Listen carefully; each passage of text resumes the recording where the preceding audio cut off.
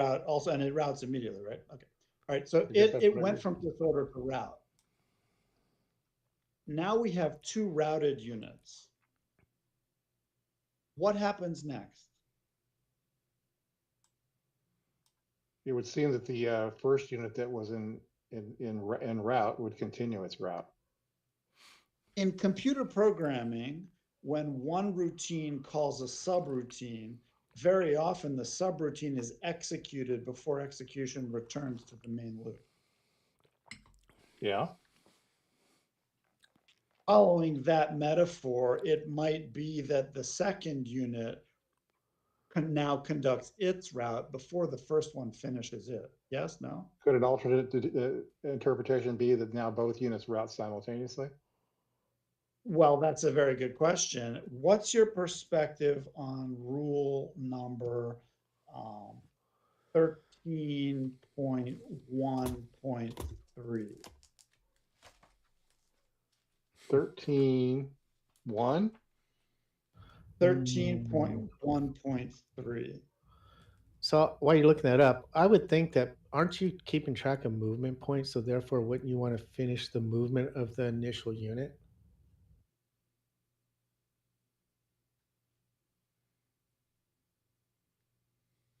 What does 13.1.3 say? It says you have to complete the movement of a unit or stack before another movement can begin. Right. That makes sense. Okay. And what does 13.1.3.3 say? Uh-oh. That you cannot pick up any other units as they move. What does that indicate about both units routing simultaneously? I'd say no. Yeah, you can't. I Okay, assume so- that you keep routing the one unit, right? You finish Okay, it. so we keep routing the first one? Yeah.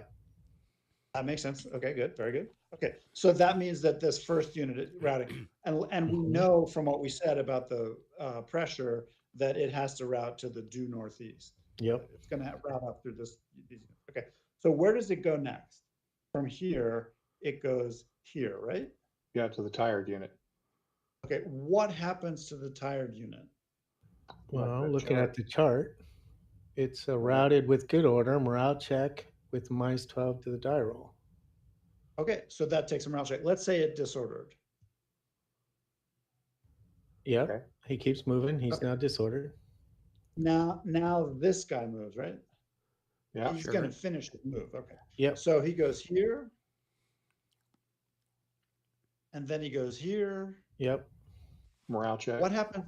Morale check. Okay. Yep. Then he goes here. Yep. Morale check. Yeah. Yep. Okay. And so on back through all of them, right? Yep. Why is he going through them Right, instead so- of going through the empty hexes? Oh, because there's an assumption that the units are. We're assuming that's the only route he that has. he's okay. Assume all these right. are French. For example. Oh, okay, Right. okay, Right. Just for the sake of the discussion. Okay. right. So that unit routed out, and the disordered unit took a morale check and disordered. It was tired at the time.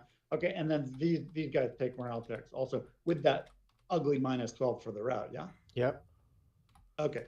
So now that unit, the first unit routes out, and he's clear, and he runs away. Okay. What happens next? The routed unit now routes because you've already done all disorders first, or do you do routes first? Well, disorders don't move; they stay where they're at. Okay. Yep. So then you route.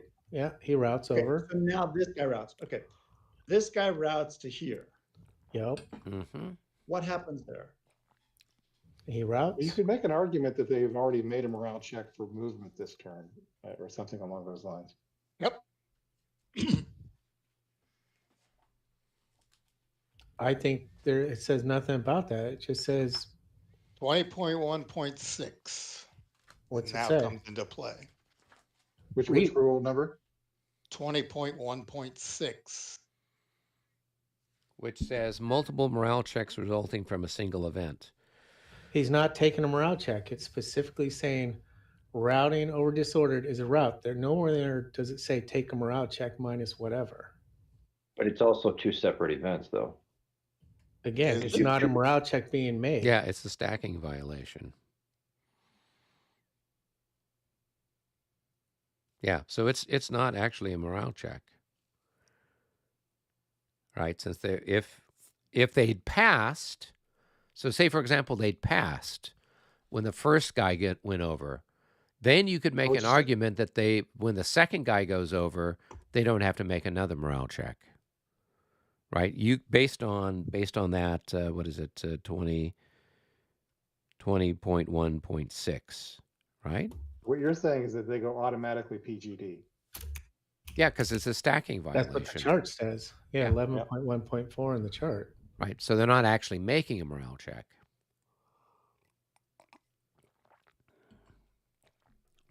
Wait a second. That would not, those would be two separate events. Nowhere are we talking about events at this point. We're saying that because No, I'm talking, Go but ahead. hold on. Just as a point of reference, I'm talking about Eric's comment about 20.1.6. That's from a single combat event. These are two separate units that would require two they're separate for morale separate checks, events. right? So if theoretically this were to happen and a second test or here's my miniatures background, a second test of morale, a second morale check is required, those are technically two separate events because those are two different units that would be triggering that versus one. Yeah, but the 20.1.6, okay, so let's, if you assume that the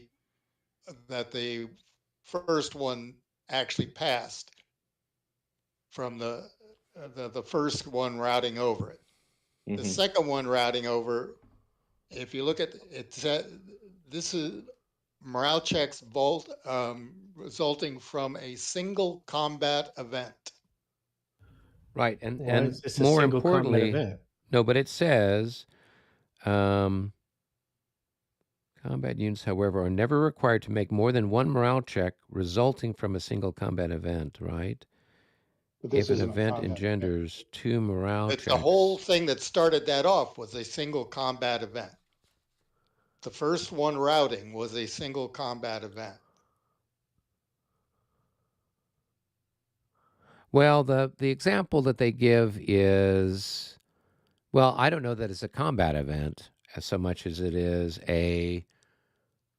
it's a movement event, right? So the example they give is a unit takes fire combat, takes a hit, loses half its increments, and the leader is wounded or killed, right? And so normally you'd have a morale check for losing half of your remaining increments, and then you'd also have a morale check for the leader loss. Instead, you just make the one single roll, and you modify it And for stuff. unfortunately, their example really is not covering this. That's a separate type of event, but yes. So Dave, you're arguing that you're asserting that the single combat event is the umbrella event for all the cascading potential morale checks, right? Because I tend to look at this more from what Eric had verbalized, and that this is not, the second morale check would be because of a non-combat event. Oh, Well, let's see if we can turn it on its head, because I think, Michael, you've got a good point here, and that is, can we come up with a scenario where a unit would take multiple combat morale checks conceivably in a single event, where we could give some meaning to that rule outside of this situation? Well, there's got to I be mean, Eric something just did, here. right? Yeah. well, their example is one, yes, but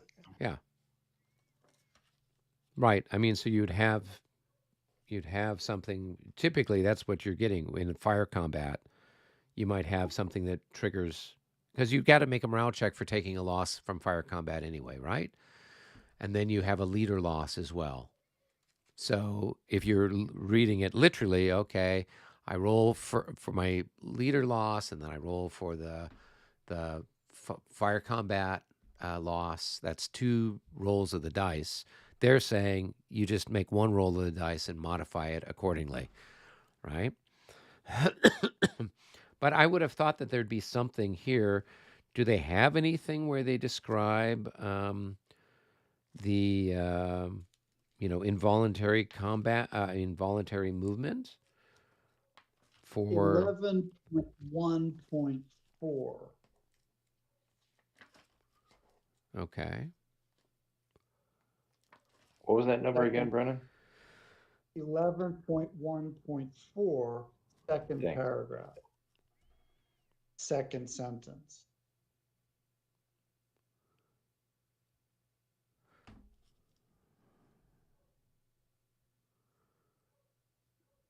Which is what that chart's referring to.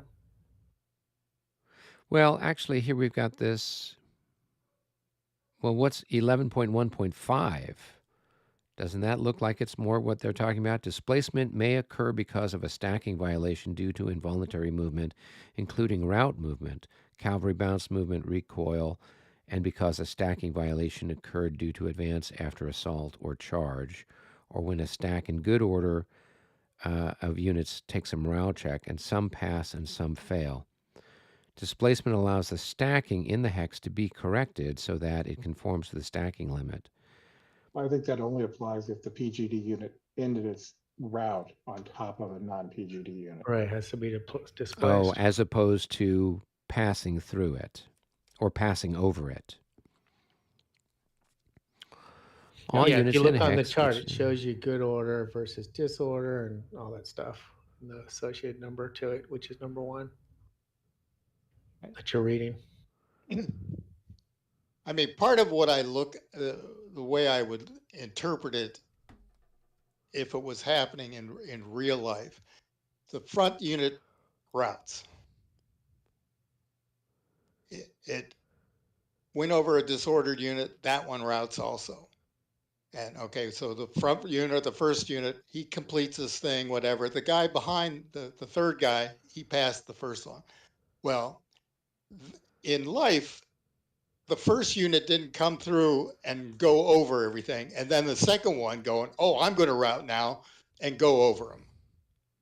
It was more like the first one actually came through and everybody went.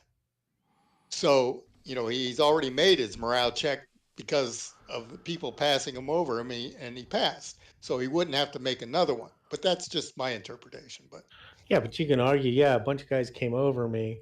Okay, I'm kind of unsteady. Oh shit, here comes some more. Oh my god, everybody's leaving. The whole army's routing. We're out of here. It's Well, also the I don't know. visual, so the from visual what- impact of everything yeah. in front of you routing instead of just one unit. Yeah, and so I at least from what I've read, it's not so much a case where the other guys are running through your ranks. It's you see them running towards you, and then your group breaks and runs, and so you're almost running in front of the guys that started running in the first place, kind of a thing. At least that's from what I have understood from some of the stuff that I've read about combat during that period. It's a case where you're breaking and it's not, and they're usually not running through you so much as they're running around you. But usually that formation, so the second formation is actually running ahead. So, but how? So the question is there any clarity in anywhere in the rules about how this is supposed to be executed, or is it for all the other good things about this rule system? Is this where there's a hole or a gap? well, as I said, it depends on what now you're down to being that the sign of a single combat event. Okay, are all these part of that single combat event? Unfortunately, they don't define single combat event. I have a couple of additional minor elements that may add some clarity, although they may not define the situation fully. The first one is if we look at 11.1.4, second paragraph, second and third sentences, that's a certain statement of action.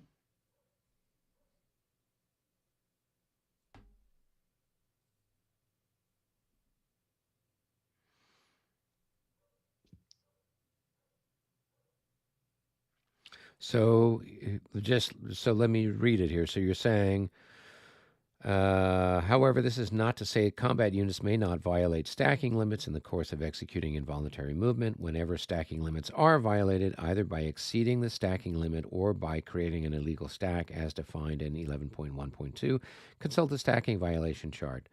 All units in the hex which did not automatically route must take a morale check. After all units have taken their morale check, passing, disordering, or routing, as the case may be, if the hex still violates stacking limits, units must be displaced so that the units remaining in the hex no longer violate stacking rules.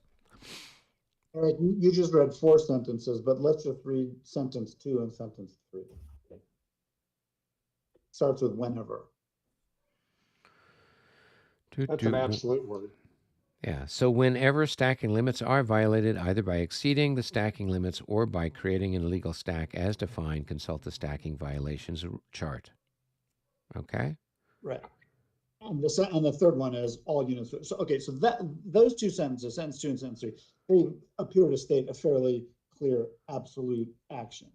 Yep. That fairly clear absolute action may be in absolute 180-degree conflict with the 1 morale check only per combat event, yes?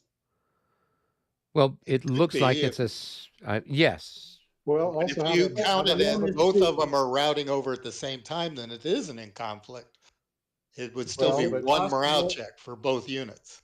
the third bullet Okay. that starts on the second column of page 17 seems to address this quite specifically.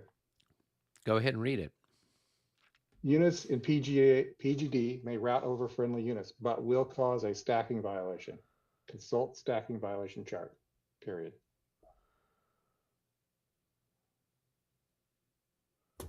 Okay. A couple of other items just for further discussion, like, and then we can come back to it. David, what's your perspective on rule 13.1.3 and 13.1.3.3?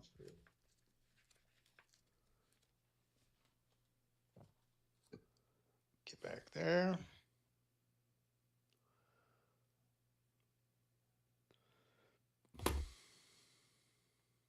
(13.1.3) was staying.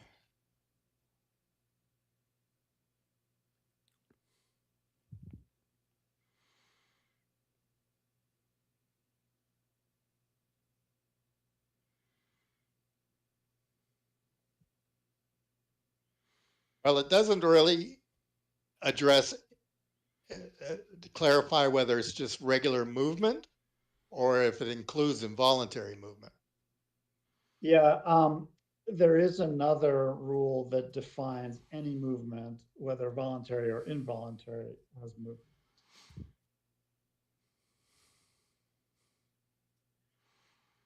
So 13.2 talks about involuntary movement, right? Is there anything there that's going to bring some sort of clarity to this discussion?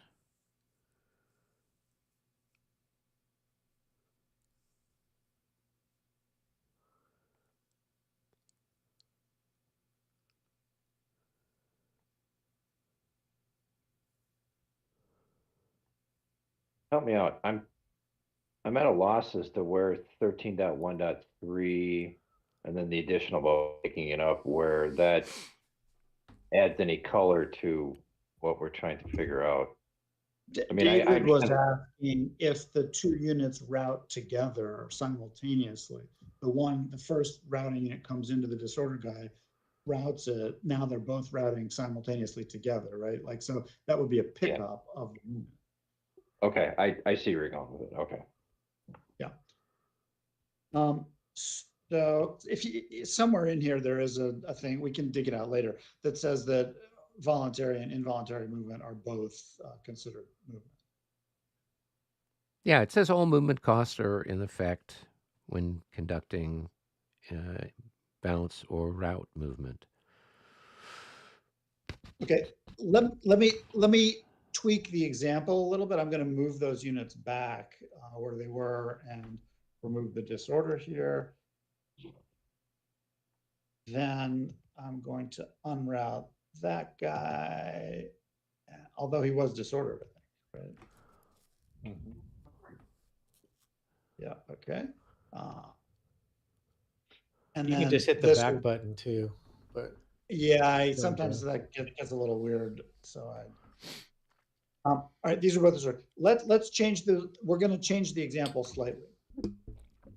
This unit here is a disordered cavalry unit, and we suggested that what started the cascade was a firepower hit from artillery, right? Okay. Let's just say, for the sake of this example, that that was not a cavalry unit that got disordered by artillery. Let's say, for the sake of argument, that that unit was this horse artillery battery up here that's limbered. And let's say, for the sake of argument, that the event that triggers this is a cavalry charge by this French cavalry regiment. This French cavalry regiment hits limbered artillery. The limbered artillery routes, right, on the charge. Is that correct? I would think so. Yeah. Okay. Now the limbered horse artillery, it just routed. And we know from the original rule that the moment you get routed, you execute the route movement. So now it's got 12 movement points that it has to execute. So the first thing it does is it goes there on the route, right? Okay. Yes? Yeah. And now we have a And double then route. the cascade after that is the same sequence that we've been talking about. And the question is, would this unit and then all the other units down the chain, would they take just one morale check from the original event, or would they take, a morale check for every unit that routes through it? That's the question. Okay. So let me ask you this.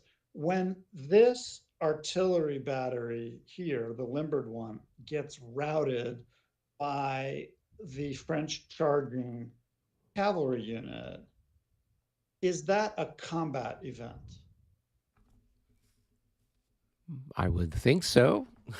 Yeah. I Yeah. don't know what else could be. There are two types of combat in this game: fire combat and melee combat. Right. Which type of combat was that? Oh, combat. no, it automatically routes before the combat actually happens, doesn't it? Is it a fire combat event? No, Clearly it's not, no. because cavalry doesn't fire. Is it a melee combat event? It's a I charge could make an combat. argument. I can make an argument that it was. It Okay, is a great. form of Let's say melee. that it was a melee combat event. What is the tired or exhausted status after that of this unit? It's going to be Well, he didn't tired, actually right? melee, so he's just tired. He's only tired. If he didn't actually melee, was it a melee combat event? Well, now it's like, what do you define as combat? Right? Right. So we're down to one word. What we've got, if you look through the rules, there are rather a lot of multiple references to stacking violations, and quite a lot of rules that say that. There's quite a lot of rules that talk about when a unit routes, it immediately executes the route movement, and so on.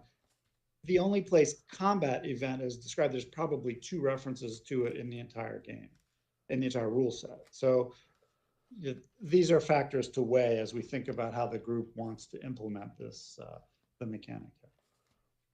So obviously we've seen it mentioned in reference to the rule 20 point whatever it is, where it talks about from a single combat event, right? Was it It's that one mentioned that under grievous losses. And it's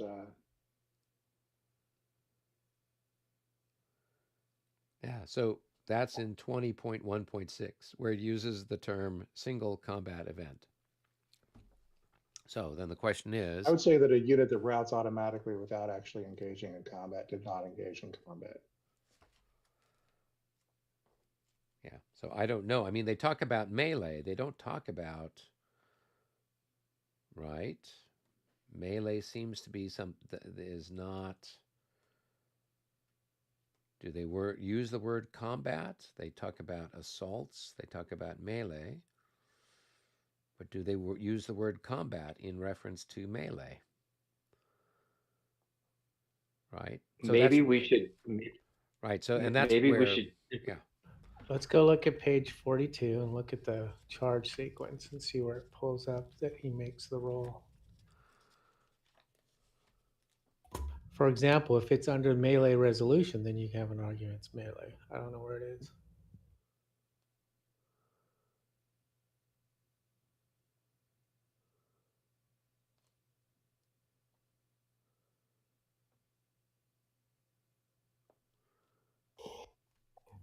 Well, it's not under melee resolution. Yeah, so if a target is PG or is limbered artillery units in road column, the unit skirmers, which is unable to retreat before charge, blah, blah, blah, it routes. So it's under melee resolution, the first bullet point, or am I misreading it? This one's a little fuzzy because down in artillery, it talks about limbered artillery being contacted by Yeah. cavalry routing. Yeah, another but under But under the sequence, the charge sequence, though, it says that part under melee resolution, right? So that's the sequence of when you would do that actual route. That's also slightly uncertain because if you look at 19.1.2,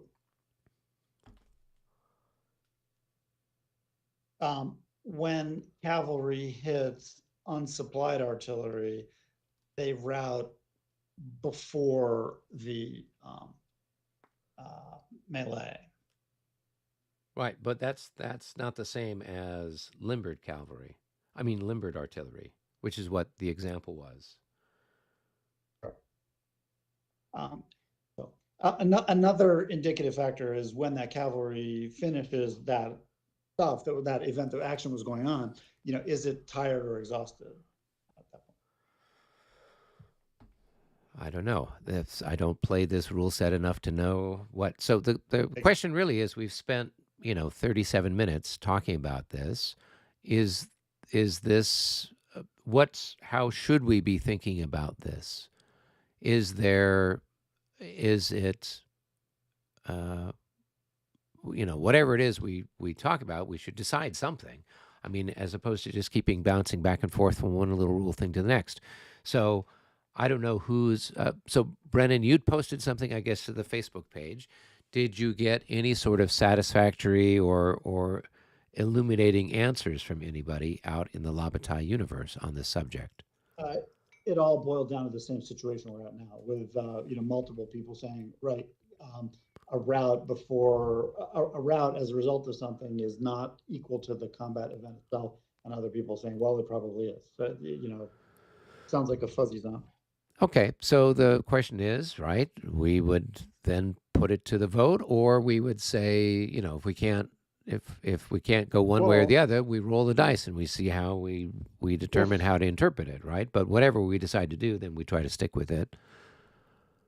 If the cavalry charges and the unit routes like you just described, I would argue that the cavalry, because now if it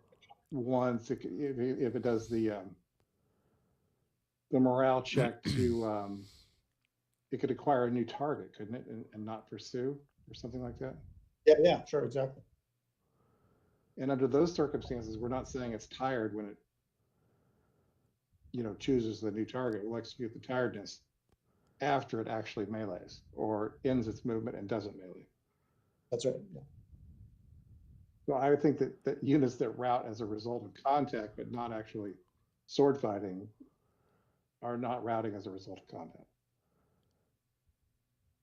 That would be where I'm going to come down on this in response to Eric's suggestion. I would agree, and in my purview, I would simplify this to say that if you're rolling dice for combat, something fire combat or Oz calculated melee, if you're rolling dice, it's combat. If you're not rolling dice and something is triggered because of it, it's a non-combat event.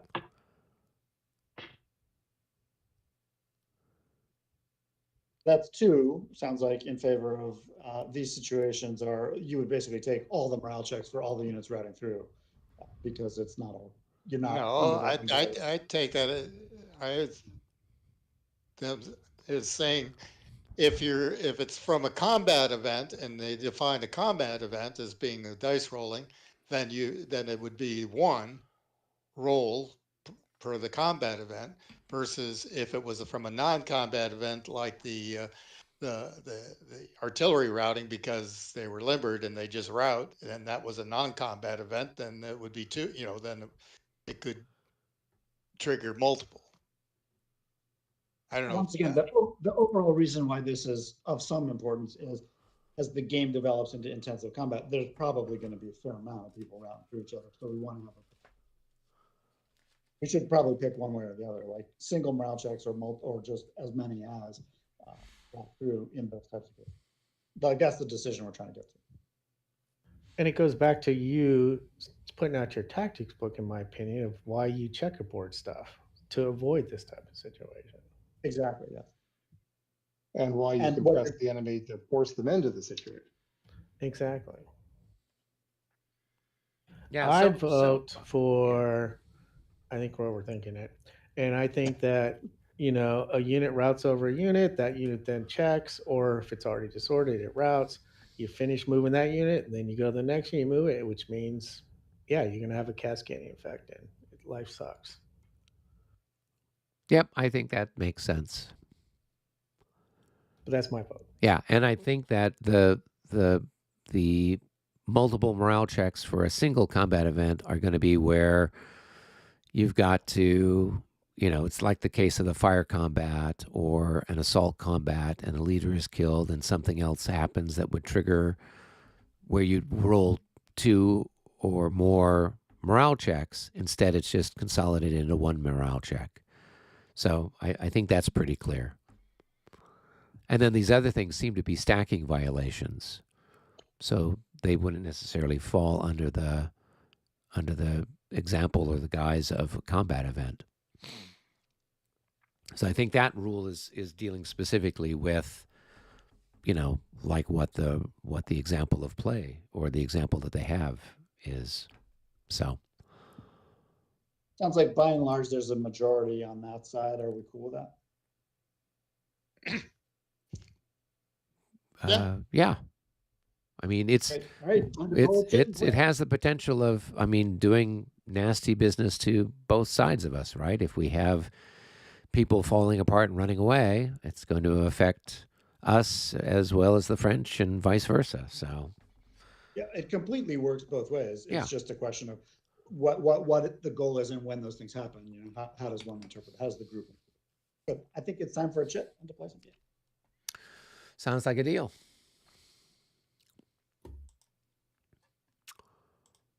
All right, let me grab something here. And it is the French 13th Moo.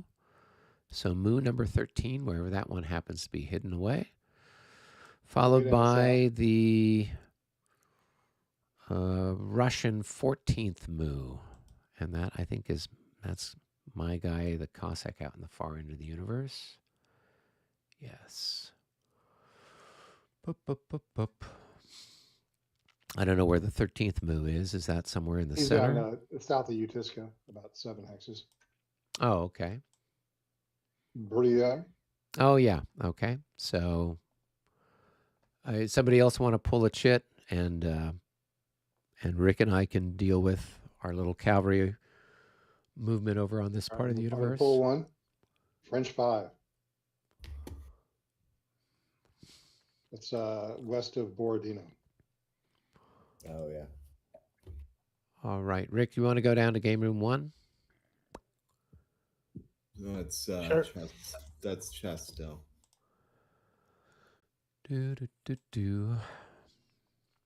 How are you doing this evening? Pretty good. Pretty good. Good. Has the weather How are gotten you? a little cooler up in your part of California? Yeah, it's cooler. Definitely a little overcast. Yeah, it like changed on a dime this weekend. What's going on? So it'd have been like 100 and something, and then now it's down to more reasonable temperatures. Yeah, well, So, we rarely get to 100. Usually we'll get low 90s. well, yeah, you're there on the coast. Yeah. Yeah, my son's got he's living there at Cal State Long Beach. He's in a house off campus. They don't have air conditioning. Most of the places don't have air conditioning. I think when he was living in the dorms too, they didn't have air conditioning in the dorms. And so every now and again, you'd get these heat waves, typically in September, Right. and there was no easy way of dealing with it because nobody thought that you'd need to have AC down there. Nope, and So, of course, prices for fans doubled during that period of time. oh, I'm sure. I'm sure. So, well, and you're right there in Santa Cruz area, or Yeah. yeah, Yeah. that's right on the coast, as close as you can get without having your toes in the water. Yeah, no, it's nice. Live up on a hill overlooking things. It's great. Cool. Not Well, complaining. you've got some exciting French light cavalry to go moving around. Higgly I piggly. do? Wait, what? Yeah, 13. That was the one that got drawn. It's Briere. Oh, that guy. Yeah, yeah, Oh, I yeah. thought you were That's why I moving thought your it made stuff. sense. No, that's why I thought it made sense for you and I to go separately. I could watch you guys move your guys, and then I'll move my guy. And Got it. yeah, Okay, yeah, okay, yeah. okay. Yeah, he's just gonna move down or up, I guess. Do I tell you? I'm all discombobulated with all these rules, Lauren. Do I have Yeah. to pay to change facing when I'm in line with cavalry? My understanding is that you don't pay to change facing. Um, I it's didn't think only so it's either. only if you were in like two hexes of a line that you'd be Right. doing that wheeling thing. But if you're in a single hex, similarly, I don't think you pay for changing facing in infantry. I think you Yeah, I can don't just think so turn either. around. Yeah, so Yeah. it's not like Battles of the Age of Reason where you think about turning your head and you just spent 2 movement points. So All right. All right. This should be relatively easy then. yeah, I just have to look where I'm going to leave the corps commander. Oh, he's there. So it has to be within 6 of the corps commander. 1, 2, 3, that's 4, correct. Yeah, 5, 6. I think right now he's right there by the word Utitsa.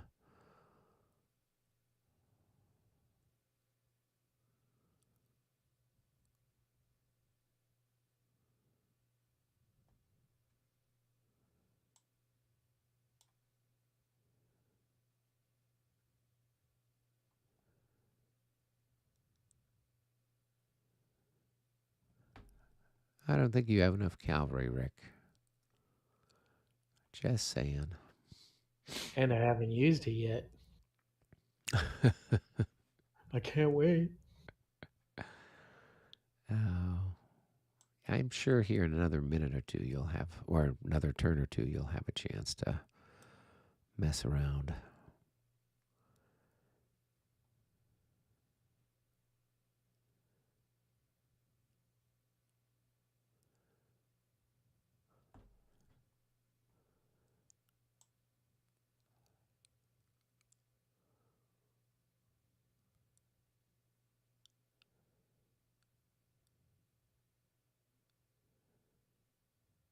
Okay, I'm All done. right, I'm that done. takes care of that. Exciting. Well, I just have the one cavalry unit that is in command currently. Everybody else is still out of command. Well, 1, 2, 3, 4, 5. They'll be in command in the next command phase. Yeah. So I'm going to move this guy. So it's going to be 4, 8, 12. And then I Are think you running away? yeah, you bet I'm running away. Freaking Cossacks. What else We can pay my you guys Cossacks good do? money. What are you doing? Actually, Look you at the don't pay Moscow us good guys. enough money. You don't pay us any money. So, Come yeah, on, so loot that's going to be pillaging. That's worth 12. something. And let's let's see, 13 gets us there, and then 16 we can go into skirmish order right here. 1, 2, 3, 4, 5, and we're still in command with our leader. 2, 3, 4, 3, 4, 5. Let's see, can I? Well, I'll just keep him where he's at. Keep pulling those guys up the road. Okay, that was my exciting little. Oh, I gotta move the thing without the leader. 1, 2, 3, 4, 5. 1, 2, 3, 4, 5. Okay. All right, that's it for me. Okay, we need to slow down. We make these guys look bad for this fast. What are they on? They're on 5 and 10. So 10. Let's see. It looks like he's moving Pajol back so that they doesn't get shot. I don't know that he can move the guy that's disordered. I got to go talk with him. Here, join us back in the Move lobby. anything? Yeah.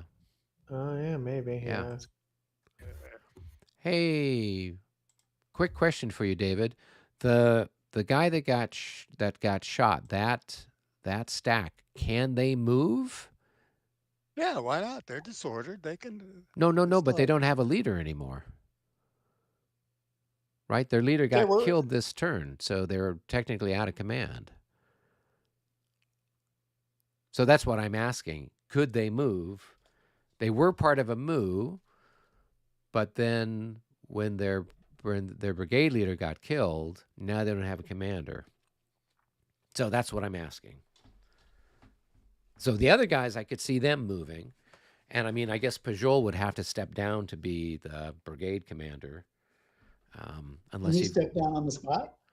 I don't know. I mean, usually in 5th edition, it's not command, until right? the following command phase that that guy would then take command. But I don't know if Regs 30 is different. But I know in 5th edition, those guys would have been out of command, and then in a subsequent turn, you would move the replacement leader there. Since Yeah. Pajol was part of the command, he could move. Well, it says 8263.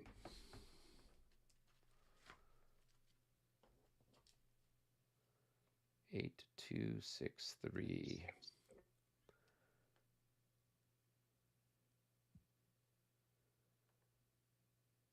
Replacement leaders are enacted the moment they are needed. Okay, so I guess Probably makes Pajol active as the brigade leader as well as the division. right. Well, but I don't know that he would if he's stepping down, he would be the brigade leader until the guy comes back. Does that deactivate the whole MU? No. Well, yeah, because if Napoleon steps down, you don't get the, you don't get. I mean, if your core guy goes down to a division, you no longer have a core activation. The Russians have a lot of cavalry divisions and corps where the division commander is also a brigade commander.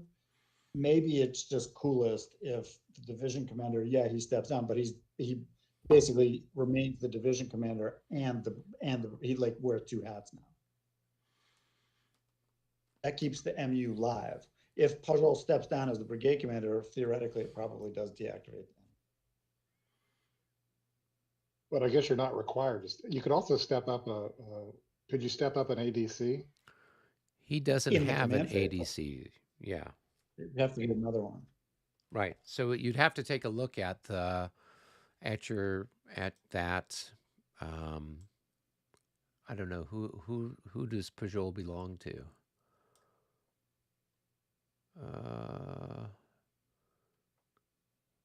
Second Cav Corps. John Suti or somebody. Okay, yeah. So it looks like Montbrun, Montbrun, yeah. right, is the corps commander. So it does look like Walthez or Wolfed, Vatsiez, Wolfiez is he could take is the ADC of the Corps. So he could then move over and take command of that brigade. So during the leader phase, right? Have we already done leader movement? No, we haven't done leader movement. Yeah. So during the leader phase, you could move him over there, but in the meantime, that brigade would be. Yeah, you'd either have to would step be- Pajul down, and then you would become a division. which you would wouldn't then be a corps leave, leader yeah, anymore. yeah, which would then negate the move, or if you have that guy, which is usually how it's done, right? They usually, I mean, I don't know if they have a suggested way, but usually you take the ADC first before you would then have a division leader step down. So Yeah, everyone else could assign move, him- but you that could guy assign him couldn't move. Yeah. immediately to the ADC, and then if there was a regroup, and we've already played regroup, they Right. could regroup towards it. Right. But I'm with Eric on this without Well- either Pajul stepping down or Okay, if he could have moved in the regroup, then he would have regrouped towards, let's see, where you say he's part of I'm okay. Montbron? I'm okay with that too. Right. So the artillery phase was the first chit that came up. So he got Yep. shot off his horse very beginning, right? So if it's a case where you want to say, okay, he's now out of command, right? And his new commander is this other guy. Then And he's right here. Yep. So I think he could regroup towards him, and I think that would be a fair thing to do. right. So the only question I have is usually if you are part of a move, you can't regroup the turn that you're part of a move. But I think you determine No whether longer you're part of the move at the time but that you. leader. Yeah, He's I think not he's in- not part of the. He's not in He's not in- command of part of the move at that point. Yep, agreed. Right, right. When you I determine whether- understand that, but what I'm saying is, and as I said, I'm much more familiar with Fifth Edition. In Fifth Edition, that unit or that whatever was part of a move, and so therefore, it wouldn't move during the regroup phase until the following regroup phase. So as I said, I'm not as familiar with this, so that's why I'm curious. I would say the proper course would have been to mark them immediately as out of command, such that then they could move during a regroup chit. When you in this check one- command, what are the cases when you check command? At the start of the movement. So does that mean when the leader dies, the movement is still valid because they're not out of command? Well, he died before the movement. No. He was knocked out from it. But so Rick's got a great question. When are you checking that people are out of command? So usually I would presume at the start of the turn, right? Right. After we do the command phase, So that's- then you would that's the mark initial. everybody who is out of command, right? And then potentially during other if you had a maneuver unit and a unit moved away or the leader moved away or in this case got killed or whatever else, Or there's you an would check it assault, then. because if you're pinned from the assault, even though you haven't moved yet, you're not moving. Right. Right. So that's where I know that in 5th edition, they couldn't move this turn during the regroup phase. So that's why I'm curious with the other Well, it one, says there's when they check. 8.26. It says, when a leader becomes a casualty, any MU marker which may be present on the leader and its duplicate is removed.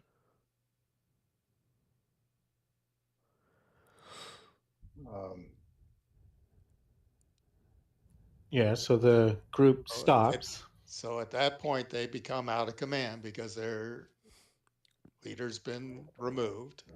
Well, do they, or are they just their leaders removed? So- the moves moved, so they're not doing anything, and then during the command phase, they're out of command, and you reassign the leader.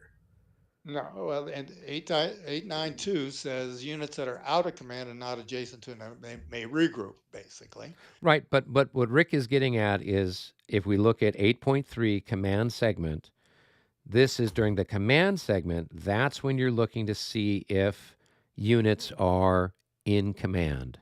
Yep. And it also says during that they can lose their command status due to events at any time during that. Right, and so that's where we want to see then with so then at when are we checking to see when that guy is out of command? Right? Is it as soon as the leader gets shot off his horse? Well, 7.12 says you can only go into command during the command segment, but you can go out of command during other parts of the turn. Yep. Okay, so help me out here, guys. And help out Rick too, because we're both more 5th edition people. What's the take on this? So as soon as your leader gets killed, you're out of command immediately. Okay, and then you can regroup. But are you able to assign a new leader during that point, or do you have to wait to the command phase to assign a leader? You can do it at any time, it said. Okay. The step down, step up, step down happens immediately. Immediately. Okay. Yeah. Okay, cool. Then go ahead and regroup them. Wouldn't change what I did. I just regrouped them into the protection so they're not going to be shot by the artillery anymore. Eventually, when we play this enough, we're going to get all the rules smoothed out, and the whole thing's going to go. Brennan will keep you responsible for the rolling log of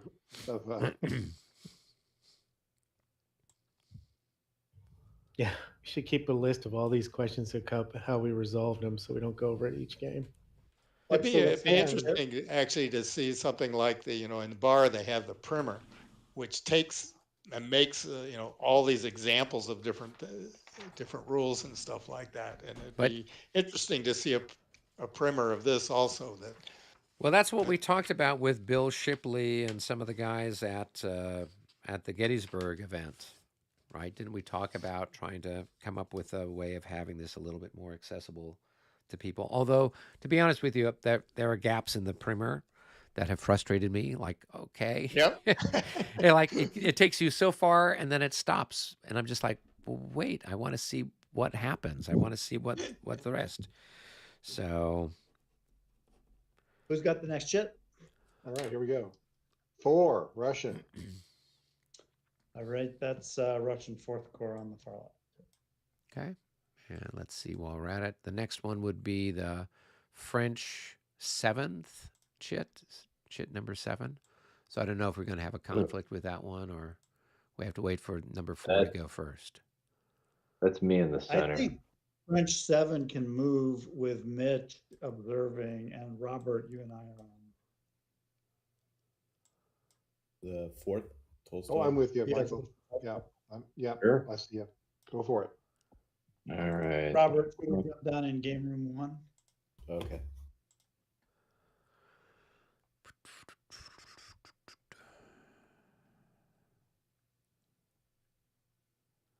I thought I'd hang out and see the action with you guys. Hey, folks. Or show it to our exciting crowd of observers.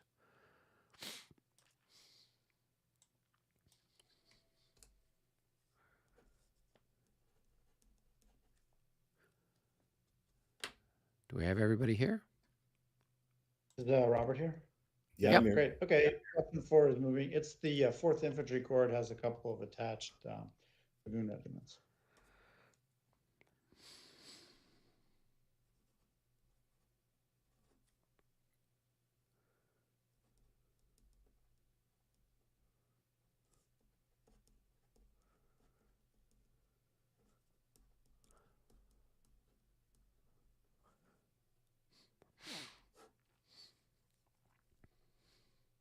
check.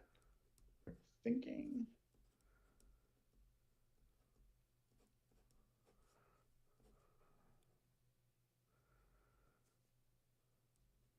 Where are the dragoon regiments?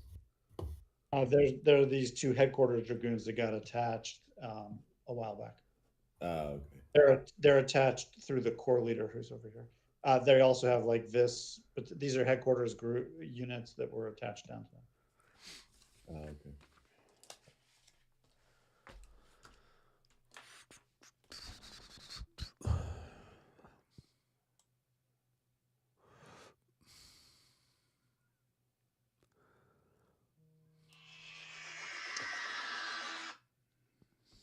Righty ho. Okay. Let's see. This dragoon unit's going to move to.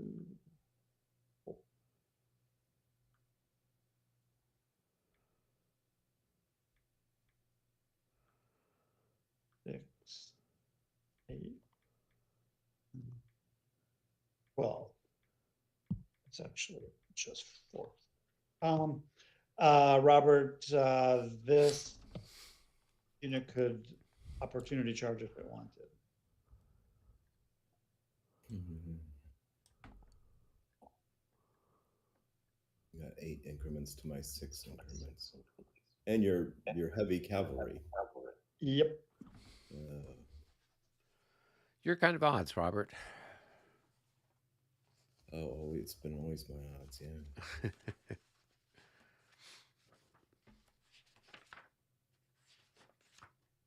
So the only chance I have is the opportunity charge, right? Well, you can opportunity charge it or do nothing. If I charge, you can retreat before combat because you're faster than me. So that dragoon can't charge you, but he's now 2 hexes away. So if you try to move away, he can opportunity charge you. No, that's the truth. It's a fencing match, really. It's like Mexican standoff, but somebody's going to go first, right? Right.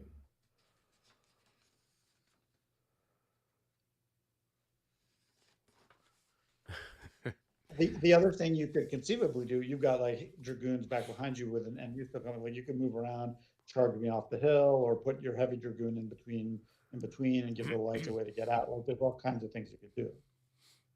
Right. No, I was thinking about that when I was looking at those heavy dragoons. Or those basically what I'm trying to do is draw you into combat, because I'm just trying to stir up action of any kind that's going to start to tire down. You have all this French cavalry, and I'm just trying to find ways to engage it one way or the other. Mm-hmm.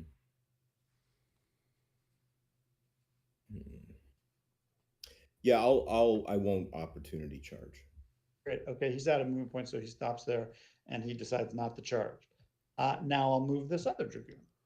It's going to go 2, 4, 6, 7, 8, 9, 10, 11. Now this unit could opportunity charge it if you want.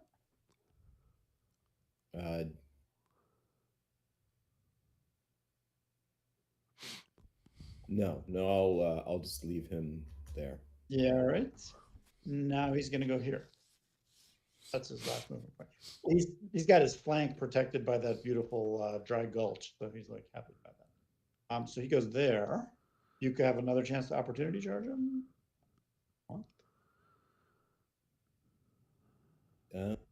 How many movement points do you have left? 0. Oh, so you can't. Oh, you'd get 5 movement points for a charge, right? I would, yeah. I also I moved into your zone of control, so his movement stops there. If I charge that guy in front of me, you'll retreat before combat probably. Oh yeah, I would. Mm-hmm. Yeah, and then I could recall away and I could try to hit this guy, and you don't have many people protecting the flank of that guy, so you could reaction charge me, or you could retreat before combat, and then you'd probably get away. And if I didn't recall, I'd go galloping off into the wild beyond. Okay, yeah, I'll just stay there, and if you charge me, I'll retreat before combat. Very good. Okay, next unit. Now I'm going to move the 11th Infantry Division. That's the one. It's got a bunch of battalions up in that zone. This battalion here is going to go 2, 4. It's in column. This cavalry unit can't conduct an opportunity charge because it's in a cav zone of control, would be going into a cav zone of control. So it can't opportunity charge, but it could conduct a reaction move. When infantry moves within 2 or adjacent, cavalry can take a reaction move. You can move up to your full movement allowance. If you move your full, more than half, you're exhausted at the end of it, but you could like gallop all the way away. And then the other thing is, if you do move, you're subject to opportunity reaction. So either of those 2 dragoons could opportunity target. But couldn't I just, I can outrun them, right? If they opportunity charge you, you don't get to run away from that. So they grab you and they fight it. See.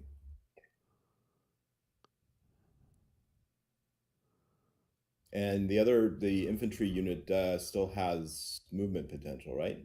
Because it spent 4 movement points. It's only spent more. Boy, that's really no good decision there. Combined arms creates a Hobson's choice. And if you Says so. Okay, I'll let you then try to charge me, and I'll try to move away. Okay, so this unit's going to move away. All right. This unit will opportunity charge you, which it fails at. Now, this unit will try to opportunity charge you, which it probably fails at also. It failed. They both failed, so you can move. You rolled a 33. Oh, that was unintentional. It got a double roll. That one. Oh, okay. Well, that's the second roll, so you should count that, right? Okay, fine. All right. He charges. Good. He goes here. Now I have. Well, now can 96. Robert's other guy countercharge your countercharge? I mean, opportunity charge your opportunity charge. You can't react to opportunities Oh, or okay. reaction. Okay. That's different. So I have 96 melee. 96? Yep. That's times 2 for times heavy 4? and 2 for flank. Oh, right. Okay. Oh, that's going to be I got 17. It's 5 to 1. I think you surrender. 64. Let's take a look on the old 5 to 1 chart. That is a surrender, yeah. 64. Ouch indeed. Sorry, dude. That's the way it goes. At least there wasn't a leader there. He would have gotten. So now where are we putting that on the? We're putting them chart? on the. No, we're putting them on the. I think it's fun to put them on the morale level chart. Morale. French morale levels. Okay.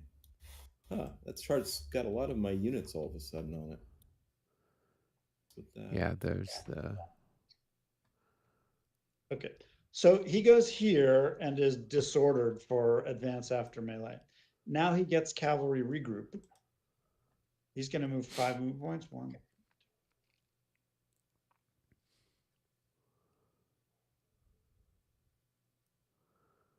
He's going to regroup around to here. And then he's tired. Okay, that was interesting. Now this infantry had spent 4 movement points. It's going to go 5.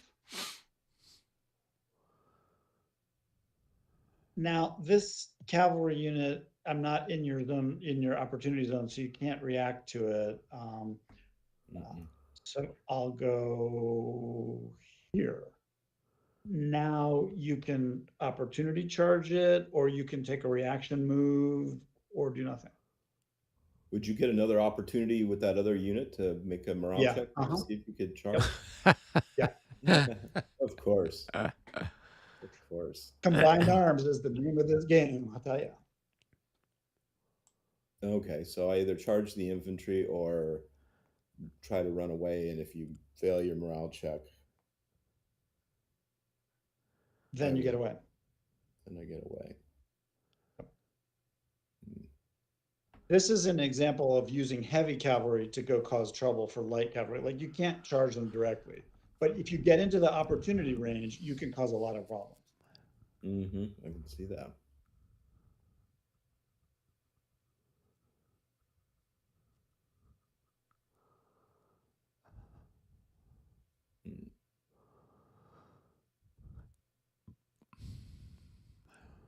And then in Well, the you subsequent know what's going to happen, phase- Robert. You're going to if you try If to I get s- away, or yeah, well, I guess what if no matter what he does, unless you just stay there, you're going to get hit. It's going to be another 5-1, right? Because he'll hit you in the flank, and he's heavy, and he'll be doubled, and all that stuff, right? Right.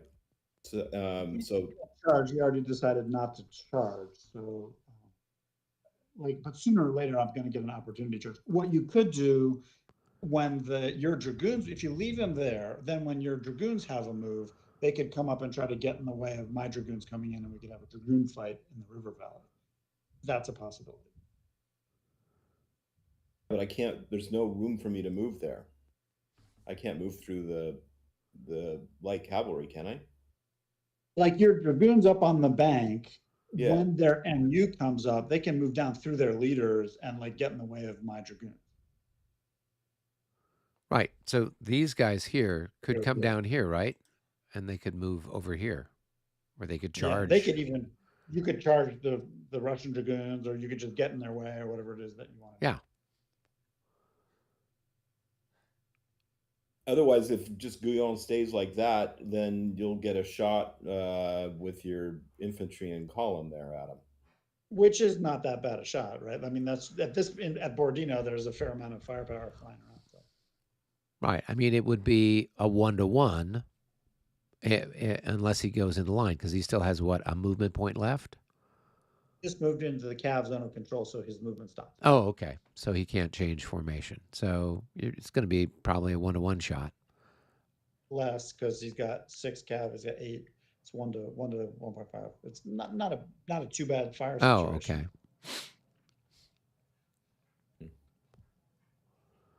All right, so I'll just stay there as he is right now. Okay, great, very good. All right, next battalion, we'll figure out whatever.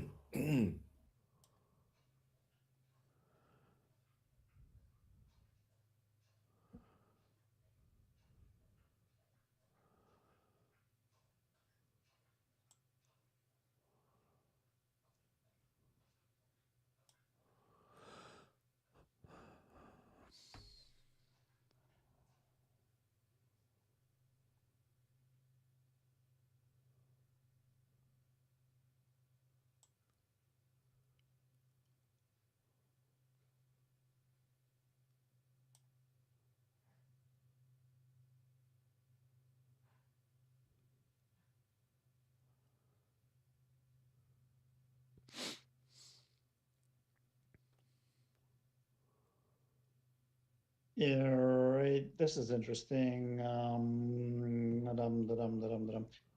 This is a skirmisher battalion. He's going to come down here. 2, 4, 6, 7, 8. He goes there. Now I moved next to you, and I also blocked my opportunity charge pathway. So you could now reaction move away without the dragoon countercharge. But I'll get a shot at you through the flank, although its opportunity fire says halved. It'll be a 1-to-1 attack if you want to move away.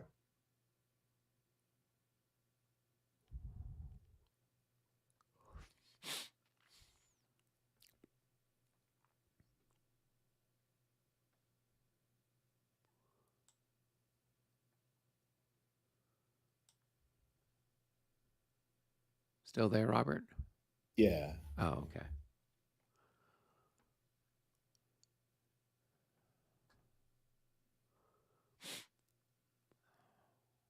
Well, he's not going to get forced to surrender by a 1-to-1 attack. No. So we will retreat then. So Very good. Okay, I'll fire at you. It's a 1-to-1 attack, miss. So now you get, if you move half, 7 movement points or less, you just move. And if you move more than 7, you're exhausted. You can move up to your full movement on if you want.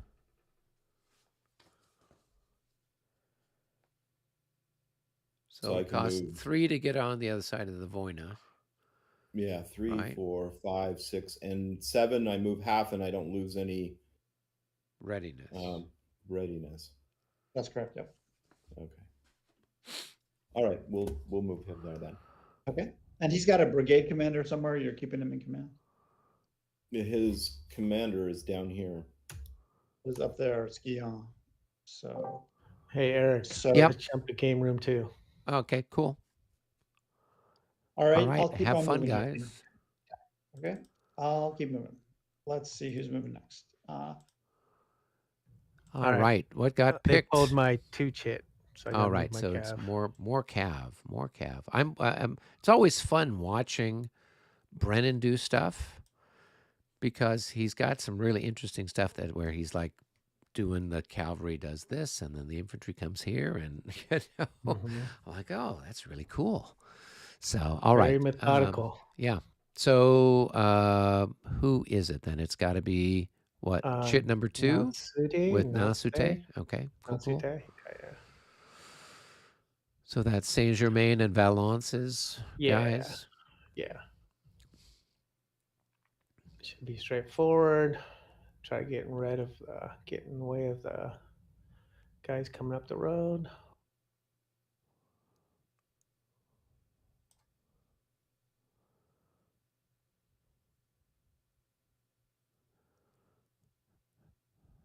So these guys are gonna go 1,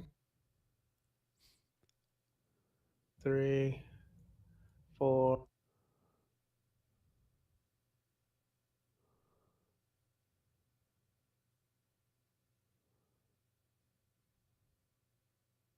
So those guys are gonna run up there, avoid getting opportunity shots from the Moscow militia. Exciting. You're bound to get lucky, so I need to avoid you. And the know rest of the guys are gonna follow suit. I don't know what you're talking about.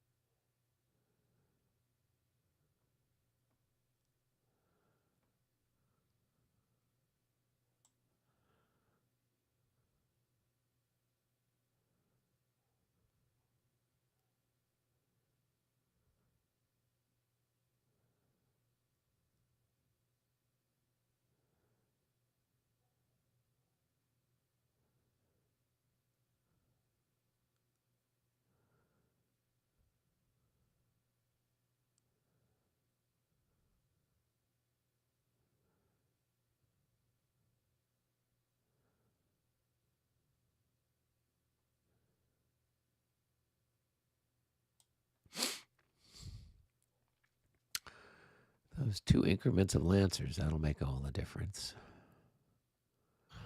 Oh, now you're gonna see. Oh, I don't know if I told you the story of what happened when we played this a few years back.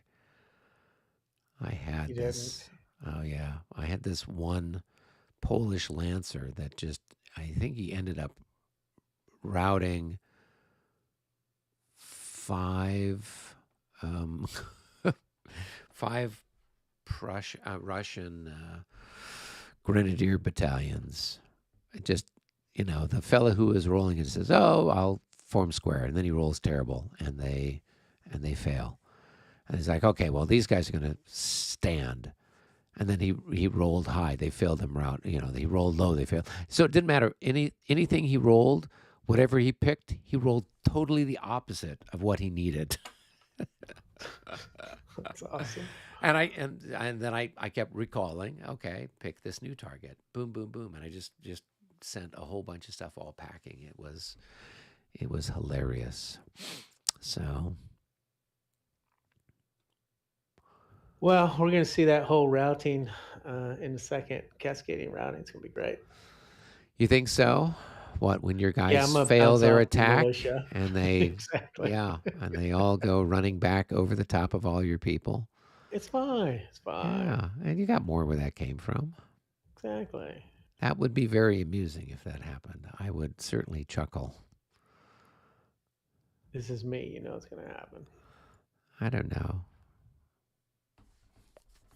You're not playing the Austrians, then we'd know it was going to happen. Right. I'm going to move my guy up there, even though it's not the leader phase. Yeah, so I yeah, don't yeah. That's forget. fine. Go ahead and move Marat so we know where he's at.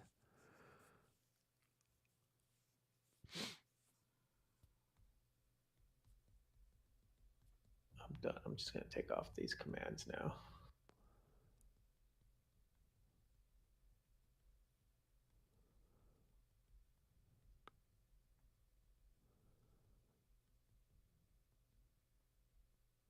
All right, I'm done. Cool. All right, well, that was easy. Let's see if they're still doing stuff over on Brennan's side of the map. Or have we already picked some chits? Oh, it's reinforcement phase, so that doesn't affect us. Let's see. I was enjoying watching Brennan move his guys around. Okay, I'm heading over to game room 1. This Grenadier battalion here is going to back up through the other guy in line. 2, 4, 6. He goes there. Now it's like time for infantry firepower to close in on the squares. Let's see what here.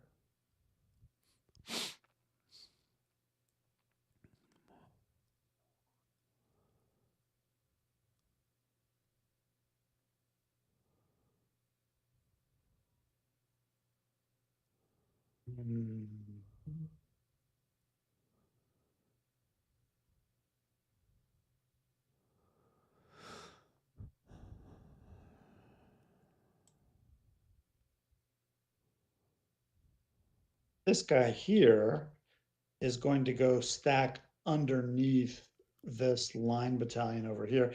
That's not a hugely great move because their morale is a lot worse. They're from different corps. It's going to be -6, but I'm just trying to get the firepower back. That guy had taken an increment loss, so it's like, let's build it back up.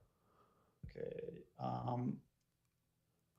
You can count the number of increments. Oh, for line fire? Right.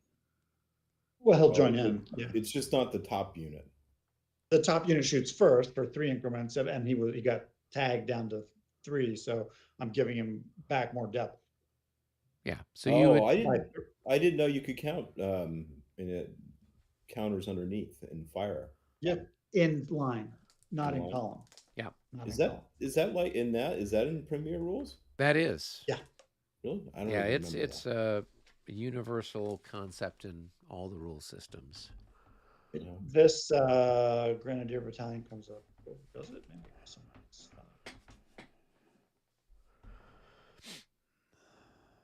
Gonna go here.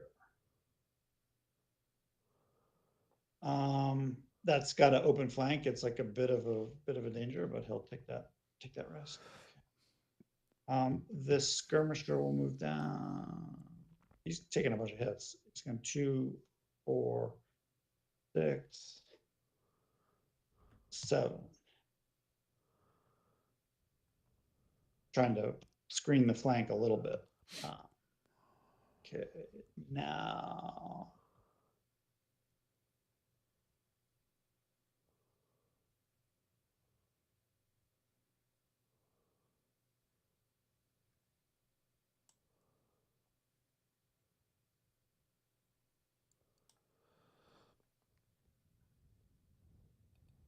I think he can actually get as far as here, which he'll do. Then this battalion will move here. 2, 4, 6, 7.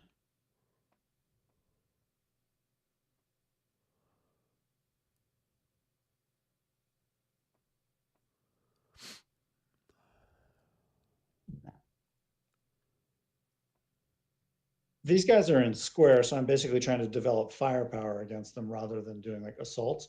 They're in square, they got good morale, they're still fresh. It's probably more effective. It's not as quick, but it's probably more effective to bring up firepower against them.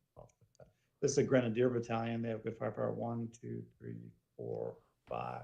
Goes into line. Let's support him with the other part of that regiment, I suppose. To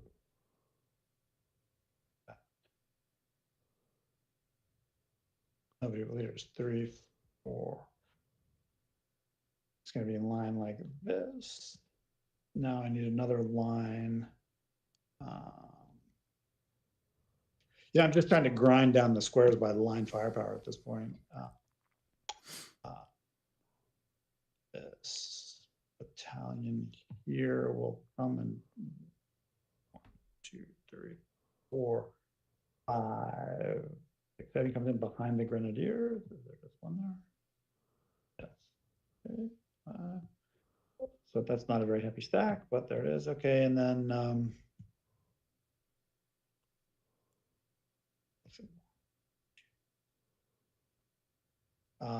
these guys will pop out a square. He'll come here like that. And then this is basically the infantry is kind of lining up in a firing zone.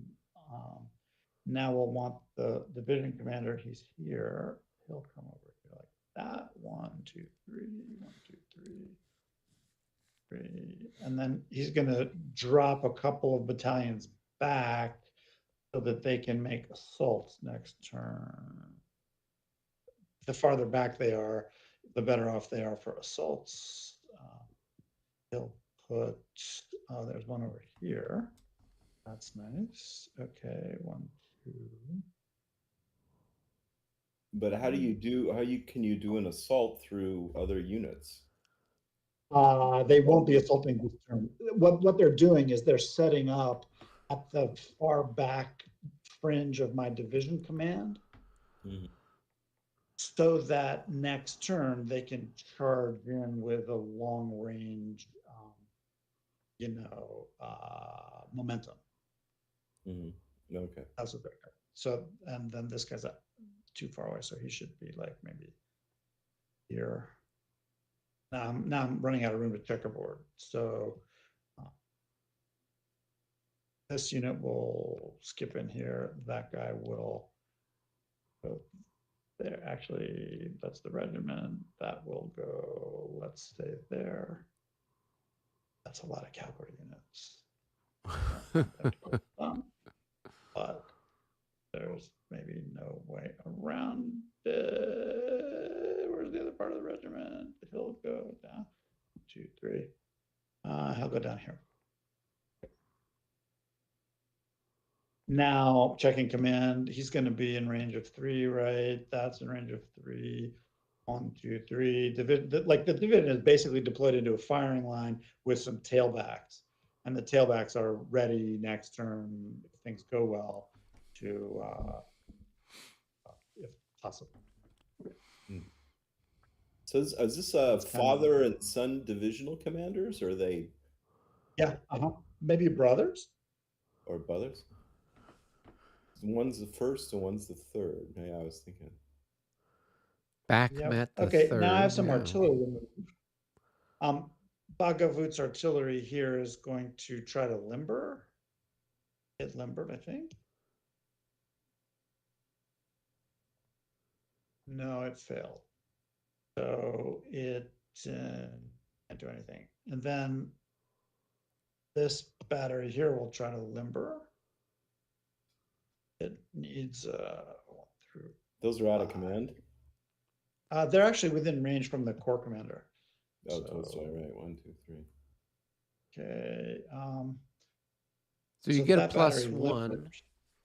Yeah, Bagavoo gives a modifier to your roll. It did, but it rolled a 5 and it needed a 4.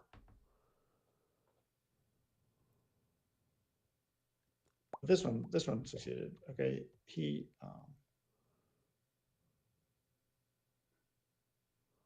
And then there's two batteries down here. They'll try to limber. They both limbered.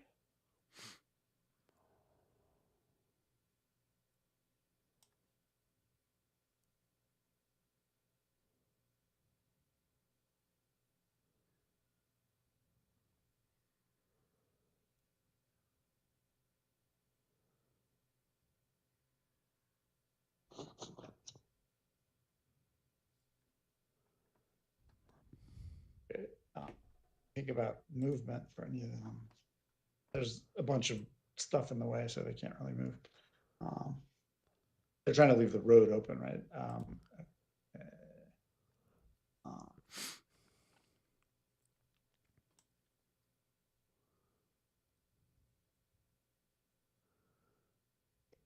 Now I got to look at command in the coming turn. 2, 4, 6.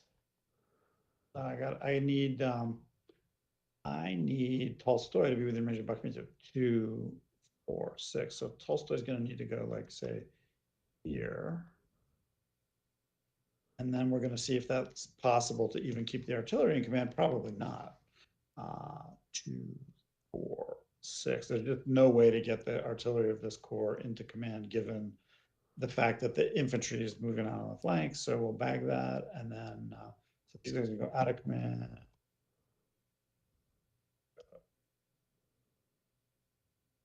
And then I'll move there's a bunch of ADCs who've been helping out, but they'll deal with stuff in the leader phase, Rob. Okay.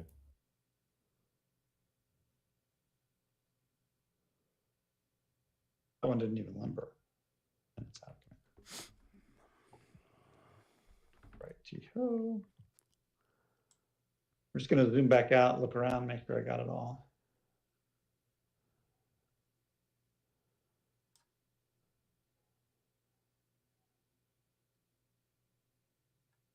Right, and Tolstoy needs to be what, within 10 of Mirodorovich? Miloradovich over here. Okay. 2, 4, 6, 8, 10. He's like there. This is about as wide as this corps can deploy. Yeah. I guess 4 is done. 4 is all done. We'll go back to Good. the left. All right, we are, it's French Cavalry 6, which is your cavalry over here, Robert. Oh, you've already been We'll drawing? say, yeah, I pulled the next one from it, and it was, well, they had reinforcements, but you don't have any reinforcements, so it was just. Okay. So 6 is the next one, and then it's the leader chit after that, and I think that's the last chit in the bucket. Nope, there might be one more. Yeah. And the last one is going to be chit number 4. French chit number 4. Did chit number 9 come up? Yes. You get all of them, Robert. You get all your guys. Yeah, chit number 9 came up. It looks like. You get 9 first, then 6, then 4. Yeah. 9, 6, and 4. Yep. Okay. All right. So I got Ormano first then.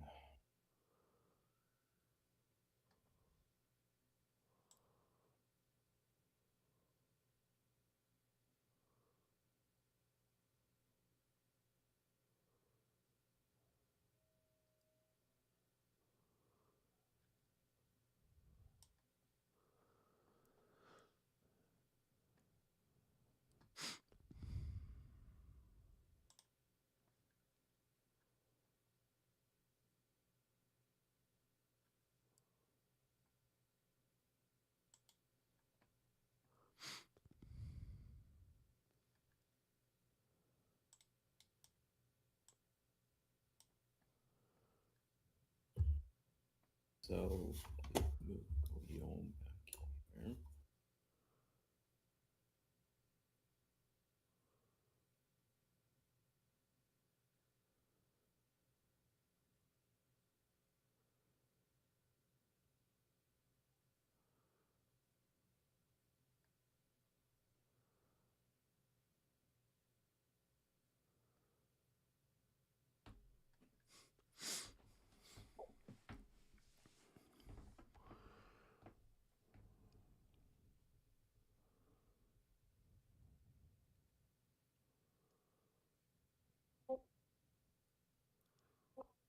Okay, we heard you guys are ganging up on him, so here we come.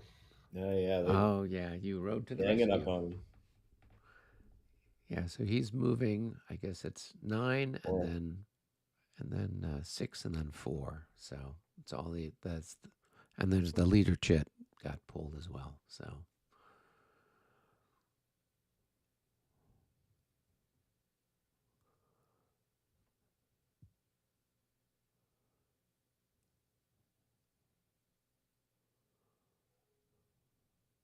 2, 3, 4. Oh, a leader chick got pulled? Okay, yep, that's the second to last one. I've got to move a leader here.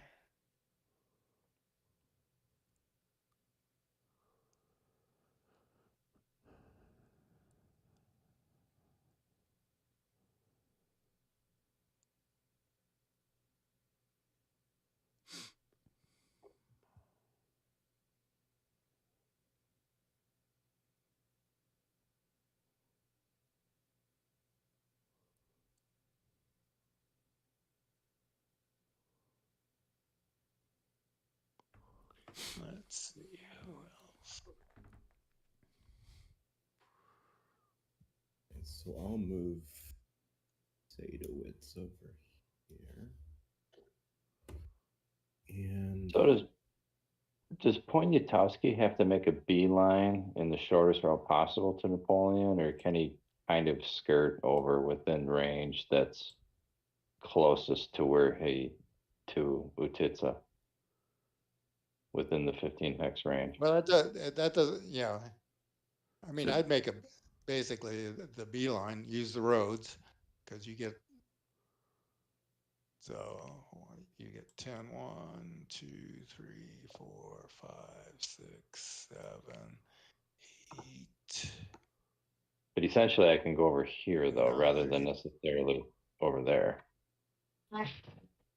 Well, you can get up to like, I think right here or something like that, whatever, using the road. Yeah, but I don't Right. need to go that far though, because Napoleon's right there. 4, 6, 7, 8, yeah, 9. I mean, you can go there or whatever. That's a good spot. But do I want to go over, like, say, That here? doesn't do anything for you. You need to get to Napoleon as quickly as possible. Yeah, But so I have to so you're going to make a beeline to Napoleon, and then once you've stacked with him at the beginning of a command phase, then he's active, and then you're going to move him back towards his core, back towards Utitsa.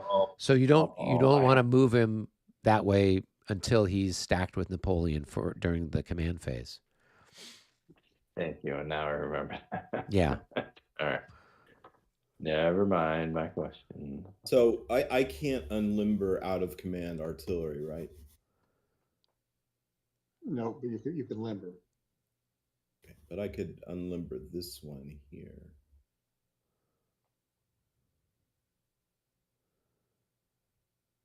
Yeah, for sure. Mm-hmm. Yeah. Okay. Just have to make your roll. No, that's automatic. Never mind. Sorry. Okay. Unlimber is automatic. Yep. And then trying to decide.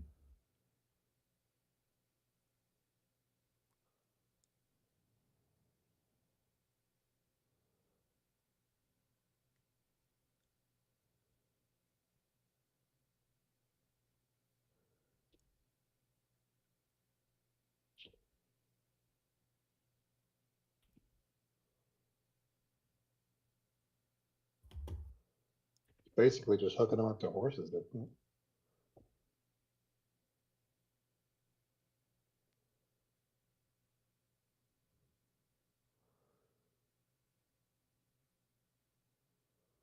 All right, and then with Jose, I think we're going to leave the dragoons here and move these other ones over to here.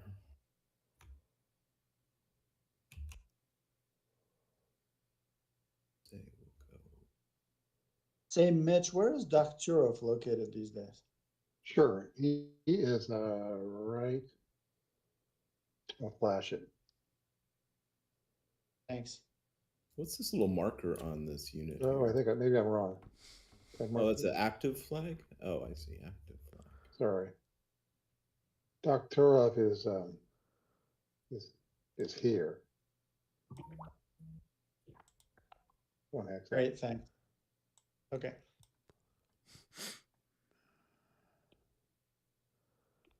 So, Mitch, one thing we can do, if it's helpful, is Maybe I should move maybe- Doktorov here.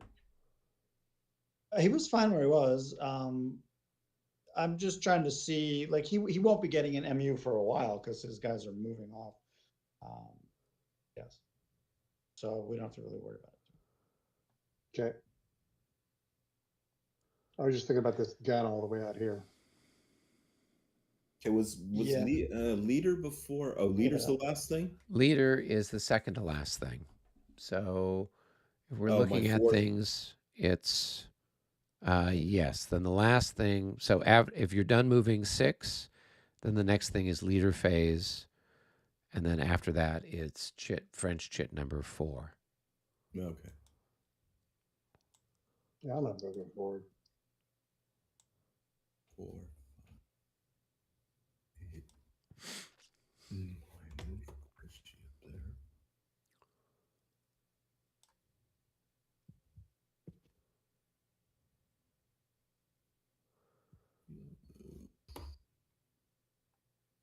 Mitch, in the leader phase, you're going to want to pull the leader of the 24th Division, that's Likhachov, pretty far down to the southeast, Yep. right in front of the Great Redoubt.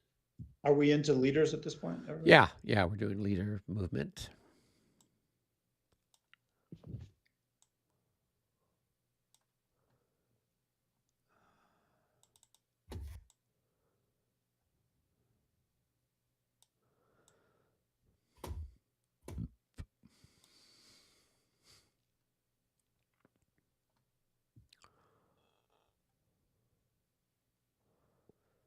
I think that's all the leaders I wanted to move.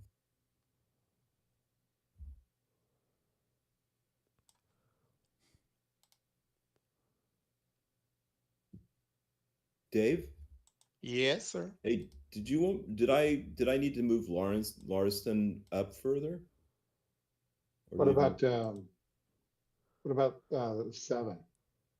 He should, a 7 should go over towards R4C. That's your gathering point, like over here. or should Lauriston just stay where he is right now? Well, you got a choice. If he's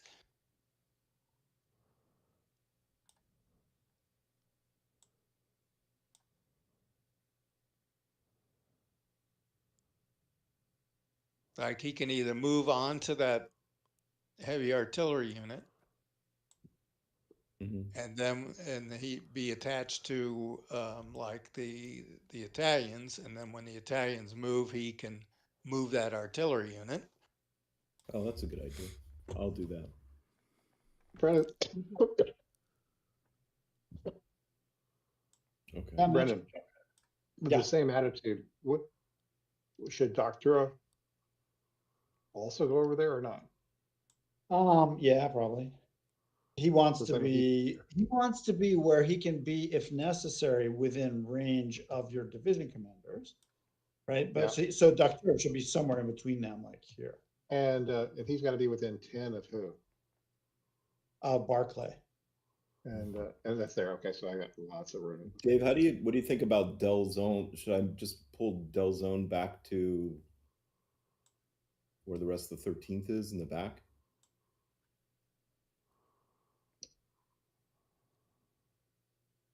Because all these guys are pinned for the And he sends out 6. Oh, he has right? Yes. So now I'm moving 6, yeah.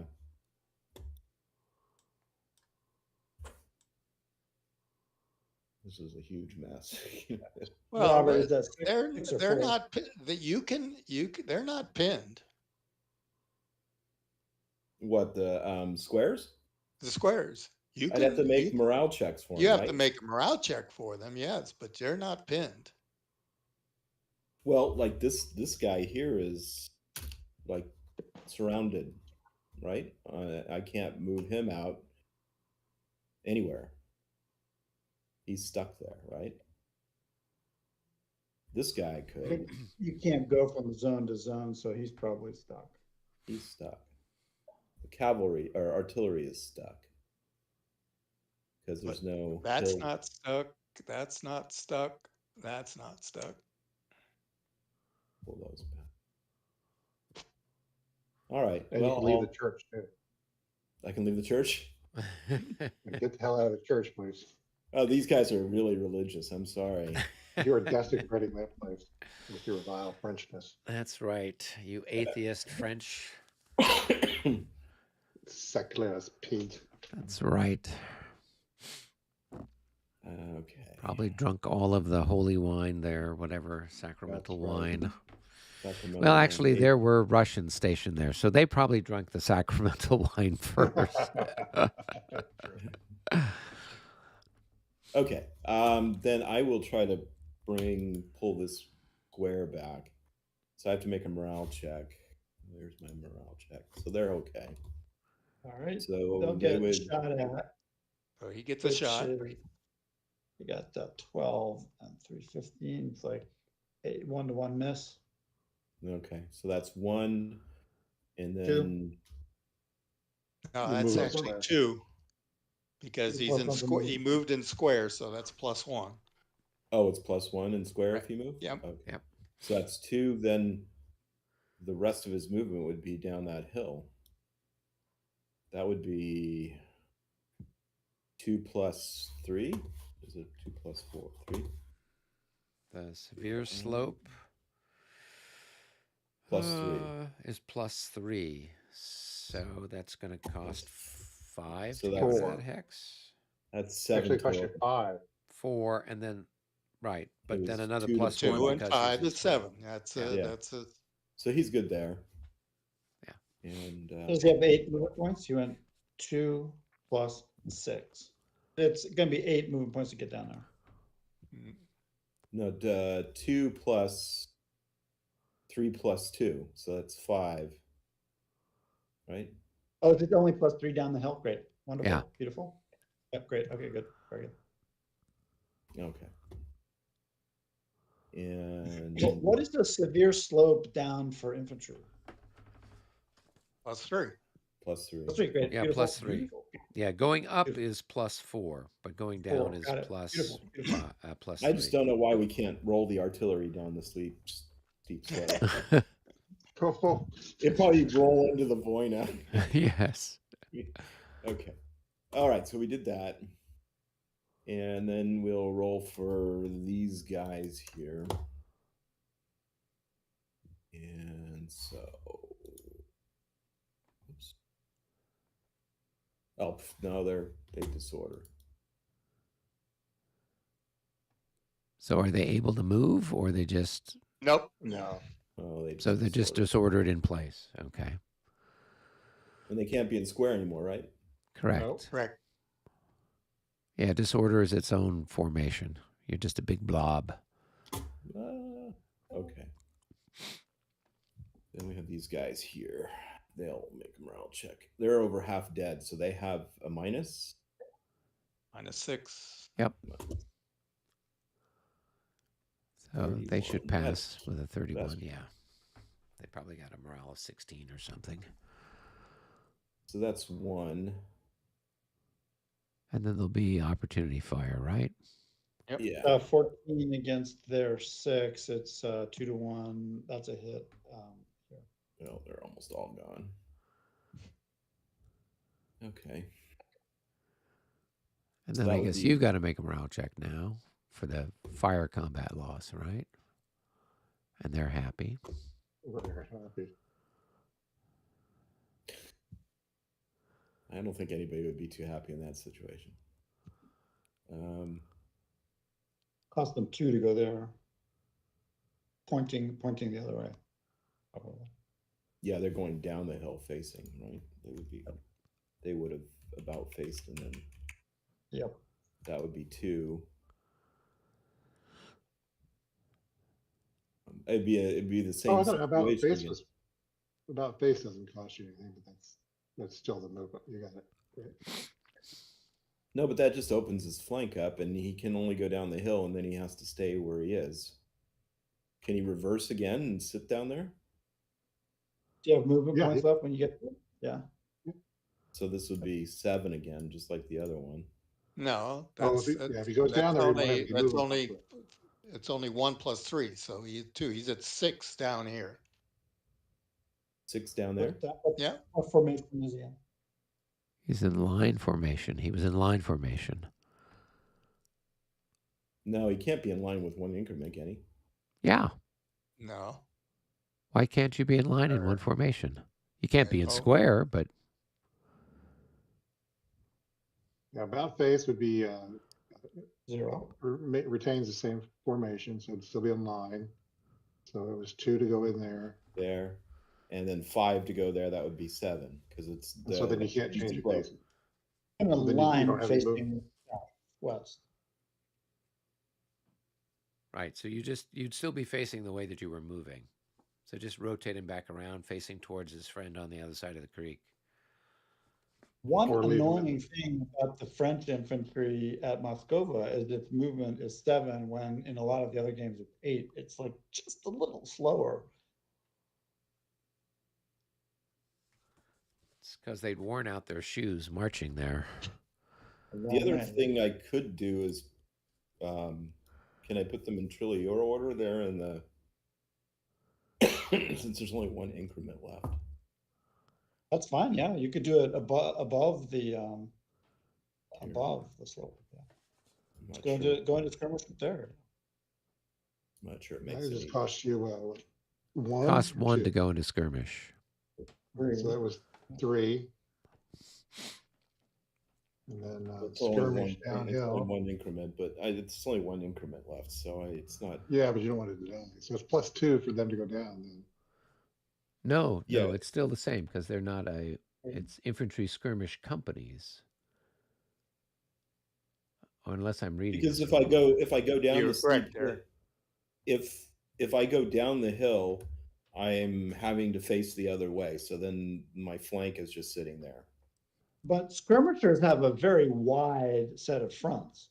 Like you could be facing, like northwest and make it down that hill, or southeast and make it down the hill. Like there's a lot of ways you can go down that. Right, because As a skirmisher.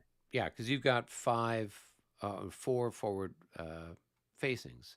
So when you go into skirmish here, right, you can pick a facing, right? So you could then, you still have to have at least 1 front hex here, right? Because that's where you'd be moving, right? So you'd move there, and then you'd have front, right? Facing that way, potentially. Or you would have front that way. I can't go back this way. Well, No. he actually faces a vertex, right? Yeah, you'd face a vertex, right? So say you move here and you're facing this vertex, right? You then have front that way, right? And then you're going to have a rear that way, or you could go front there, right? But let me do a little calculation. So it was I don't think I've. so it was 2 to move into this X. 1 to change into skirmish formation. So And he's then at I 3. can't. Up to 3. So he's up I to can't 3. go down the hill then. But downhill in skirmish, It's the Is only same as plus the one. infantry cost. No, that's for skirmish companies. what's Right. this infantry skirmishers? That's a special thing in the rules. So that skirmish column only applies to skirmish companies. If it's a battalion in skirmish order, it uses the regular infantry movement Yeah. points. Okay.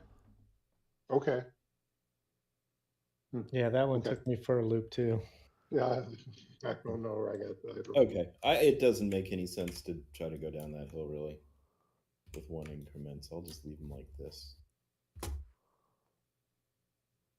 And so is that everybody from the 13th on that side?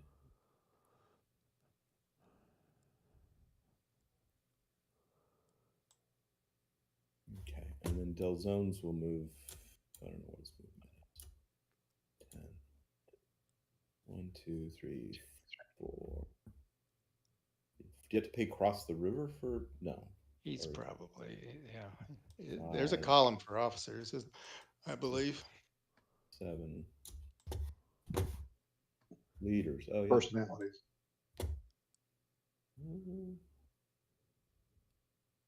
So in Forester it- March, he's 2. Everything else is pretty much 1. Yeah, Except for Severe Slope, he does have a +1 going down it. Are there But any you can skirmisher make it. companies in this entire game? No. So what, if you wanted to play this game with British pieces from the Mont Saint Jean, I guess that would be where you'd use that rule.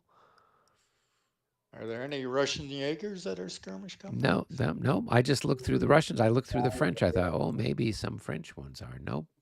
There doesn't seem to be any skirmish companies.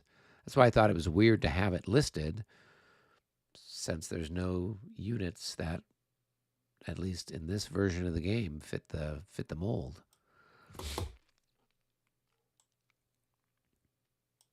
But maybe that's what we do next time. We play this game, but with Mont Saint Jean. It's the Dutch and the British and the Prussians versus God, the who does French. Prussians? The Prussians? Yeah, the Prussians are coming up the old Smolensk road. Yeah, Clausewitz here. We do have Clausewitz there, yep. You want to talk about cascading Morale checks. morale checks. Yeah, that's guaranteed. All right. Are we done with all of our exciting movement and leader movement? Yeah, that's it. Hey, Mitch, Yes. just quick items of awareness. You may not need to do anything, but you have some ADCs, Gavrodovsky here, Yes. and this guy Monachton.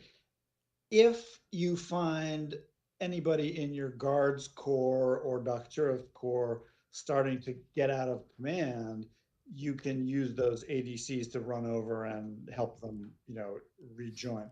I think you're probably fine at the moment, but it's like tail end Charlies or lost battalions. Oh, so maybe I just can move them over. You may want to concentrate them someplace where you know they are, so that when needed, you can send them out from the center. All right, we'll do that then. We'll make Exactly. a little. Yep. Good call. For example, Gavrodovsky, who is Barclay's ADC, he's probably going to become very useful as your guards corps, which is really big, gets into action, like commanding cannons or something, not to start with, but before, mid sequence. Okay, that's all. All right. Yep. Okay. I'm done.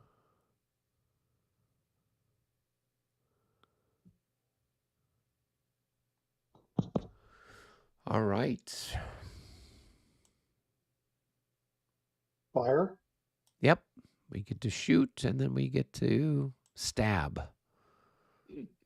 So why don't we start over on Robert's side of the map over there with,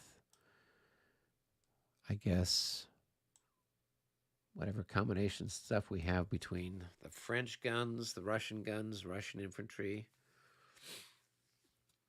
Somebody pick a unit and start rolling some dice. Okay. Okay. We got some cannons. Okay, and then there's some cannons here too. Cool. They can both shoot together, right? Yeah, Grouchy's got a artillery bonus, so he can combine them. I don't see any good opportunities for like that one.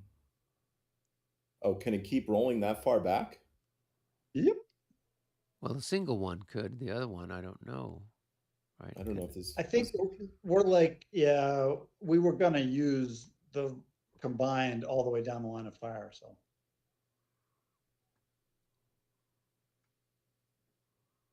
So is that a shot? Or does this blocks him? Oh, Grouchy is, they can definitely see the dragoons for sure. Mm-hmm.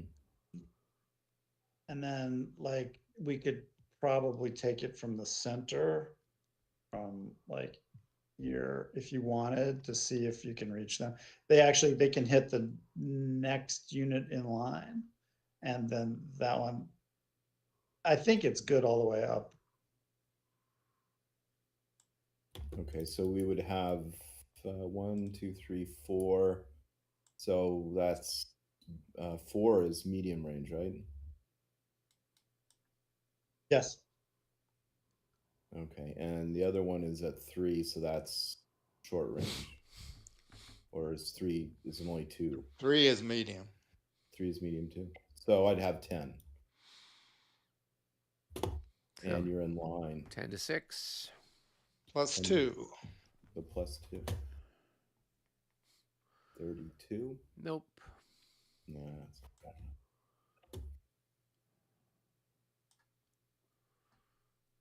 And then that would roll through, yeah. But it's going to be the lower value. Yeah, but it's It'll out be of 5. long range. So now it's going to be 5 to, 6. well, why is it? 5. Oh, because you're in column.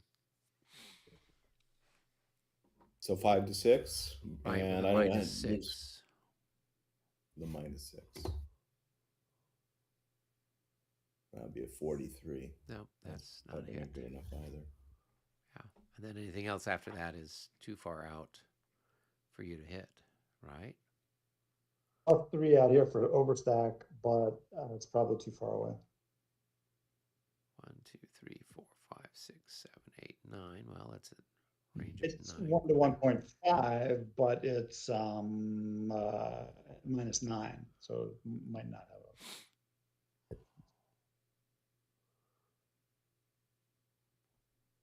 a. Okay. So that other one's too far away. Yep. Well, that's all the artillery on my side. So did you right now. guys go with from each hex or from the average of the 2 hexes together? Average. Okay.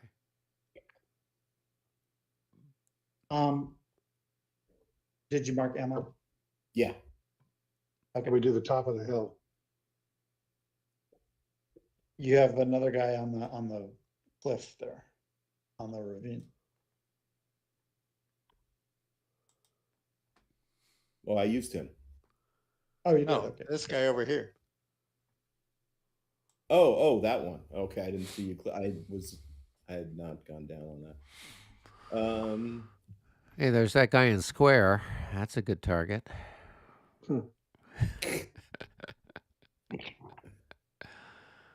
So if we went, we could shoot here and then into here. Well, it won't I'd go. slope The it. slope is going to block it. Yeah. The slope's going to block it. So I Yeah. have a shot on this one then, or these guys. If you fire on that guy and somehow cause him to rout, you now have a method of escape for your square. Oh, seeing that if I move first next turn, Yeah. or I route at the okay. That's a good idea. So I would have what 1, 2, 3, 4, 5. So that's long range. That's 4. That's 8. That is medium range. Or medium range. Yeah. And So then you that'd be could 8. add in the artillery. I mean, the square, right? You could add in a portion yeah. of the square. So that would be 13, right? So the square can Yeah. fire here and here, right? Mm-hmm. Yeah, definitely. Yeah. So then you'd have 13 to what, 14? 13 to 14. 13 to 14. Almost. Yeah. Okay. Well, let's try that. 46, no, not that's good fine. enough. Close. Very close now. This one here, is that even possible? That would Yeah, be, because you've got 5 to 8, 5, right? 1 to 2 plus 6 for, Oh, yeah, it's a For the big. But the size. shot was here, and then the upslope stops, whatever's going on. Correct. Yeah. Yeah. So now he's just looking at the square, Oh, the square firing shot. on the cavalry that's disordered. Okay, well, we'll shoot at that cavalry then. And since it's a big target, what's the plus for that? plus 6. Plus 6. Plus 6. So okay, plus 6. Yep, that's a hit. Nice. And That's Clausewitz. You hit Clausewitz. you got close. You got close. He'll put that in his book. Exactly. I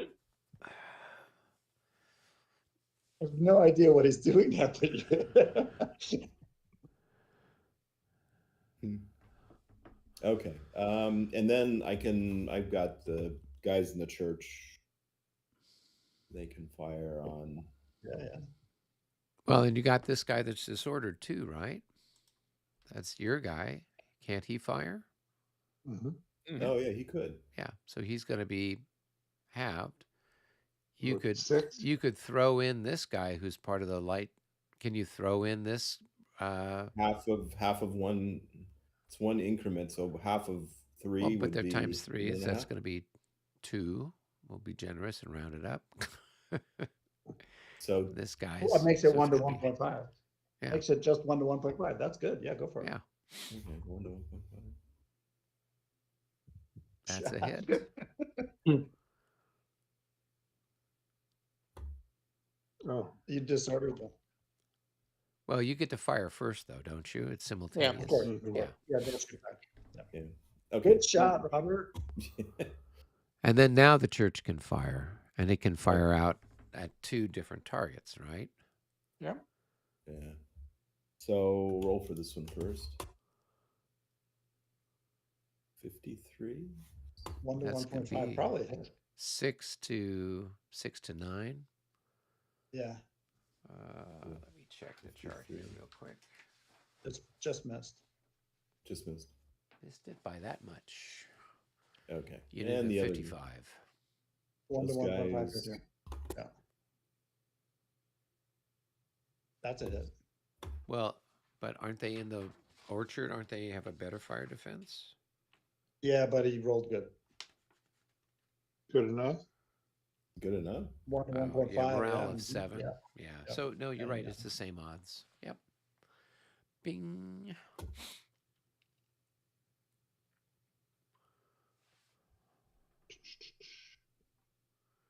All right, here we go. Oh, Made they're my morale happy. check. They're happy. So we run the fire back the other way now? Yep. I think so. That would make sense. Should we just go the opposite direction? You, Oh, yeah, that's fine. yeah, sure, go for it. You could go from here or whatever. Yeah, so both those units can fire, can't they? Not this one. Just this Oh, one. okay, okay. All right. 2 and just 12 against these guys in the fortress or the church. That's a miss. Now we have these 3 shooting at the disorder. What's the fire defense of disorder? 8. It's 40. It's 5 to 1.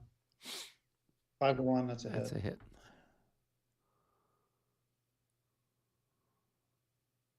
And he's half now. 36, it would only be 4 to 1, but Let's see. It's It's- 12 plus 12 is 24 plus 16 is 40. oh, why is that 16? Guys, it's grenadiers. Grenadiers. Grenadiers.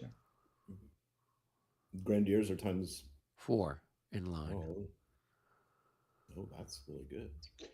Yeah, the grenadiers are like one of the Russians' kind of like secret weapons. They add a lot to the infantry. All right, now I got to so make a morale check there. with a -9, right? Yeah. 31. They probably. 31. That's gonna get down to what, a 24, 25, something like that. 24. Yeah, they're fine. They're 21. 21s. There's less 21s. Okay. Next one is, let's see, 12, 15 plus 16, 31 plus 6, 37 here. It's 6 to 1. 6 to 1, 31 might be 2. Just, it's one hit here. Okay. And make a morale check. You have a +6 for being in square. Yeah, they're fine. It's less of them.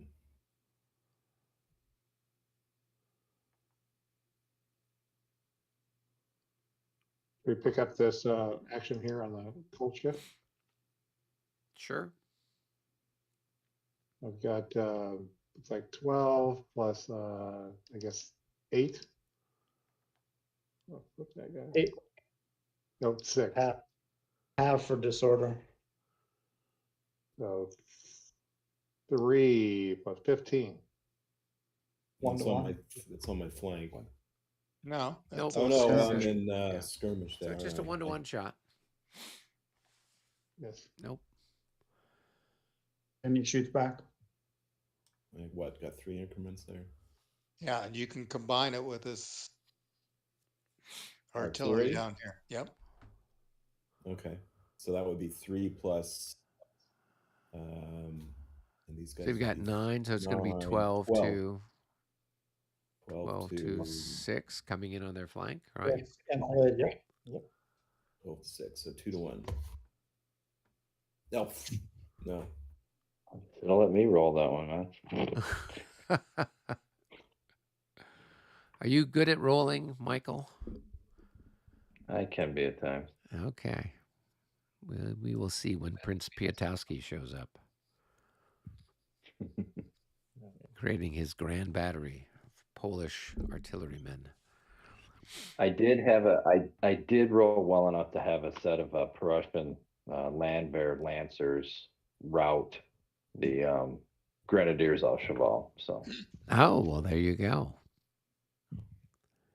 Okay. I've got a shot here if I want to take it. Who's shooting, Mitch? This guy here. Are you sure?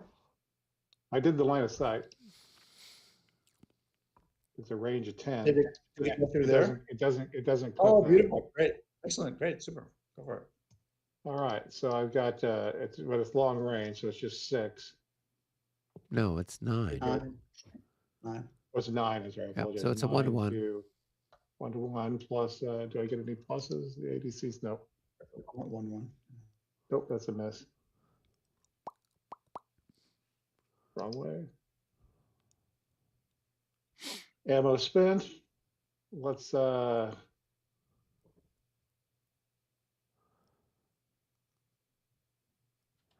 with these guns here. No, those can't. It's through Oh, 3 these hexes over of here. brush. yeah. Yeah, beautiful. Um, Beautiful. Yeah, good shot. Good stuff. Right. But these guys there. do have a shot here, right? So that's 9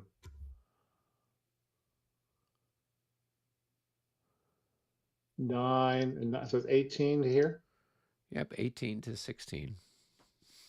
Oh yeah, you're saying I could add a third one there? Yeah. Oh, okay, so that's Another 3, that's going to be 21 to 16. No different. I don't think it makes a difference. all right. No different. Oh, there's a hit. That's going to be a couple, I think, maybe. At 1-to-1, the best you could do is 1 hit. Oh, okay.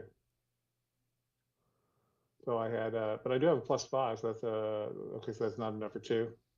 You've got to get up to higher odds before you can do 2 things of Okay. damage. You got to get up to 2.5 to 1 before you can do 2 hits, which is odd because the other La Bataille charts, if you roll a 66 at 2 to 1, you can get 2 hits, but this one doesn't have that. The 23 to 14 is 1-to-1, or 1 to 1.5 to 1, and that ain't enough. So there's 1 hit though. Let's see if they make a morale check. Maybe they fail. He rolled a passed. 64. Oh, yeah, Yeah, they sorry. passed. Yeah. Gotcha. I'm with you. All right. Now these Ammo. two guns, or at least the one gun.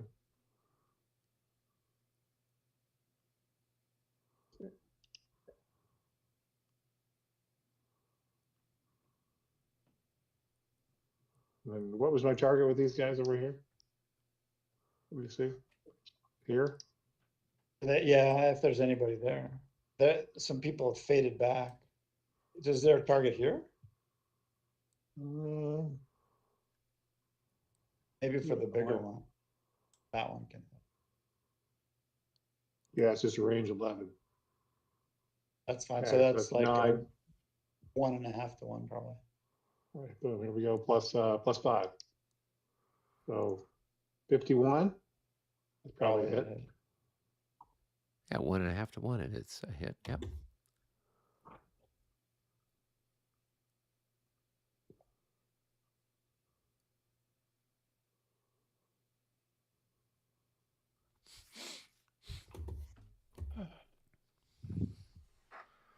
And there, he's good. All right.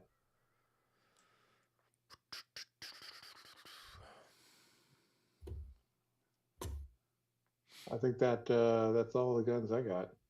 All right. I don't think I got any guns since they moved somebody out of pulled there. away. Yes, the cavalry wisely moved away. But David's got some guns. Well, I got this one first. So I guess they're going to have to, let's see.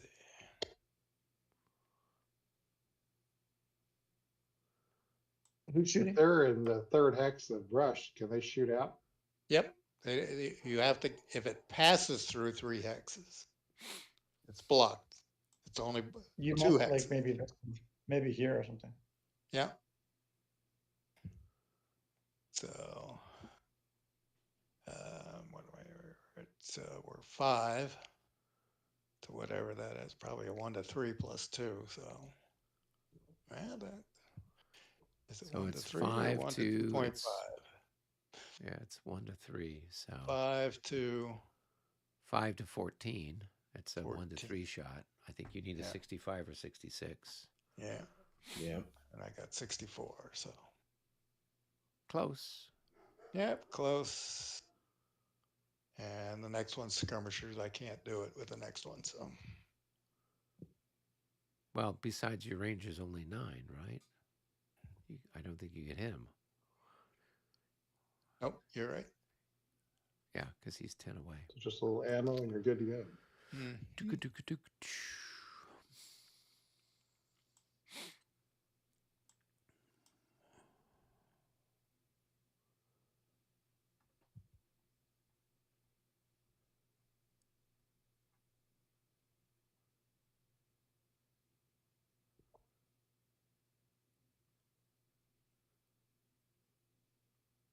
All right.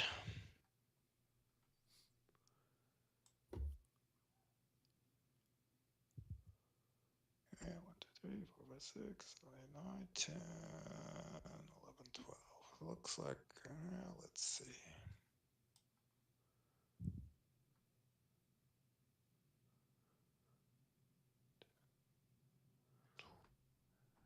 Intentionally try not to give you too much to shoot at, David. Right.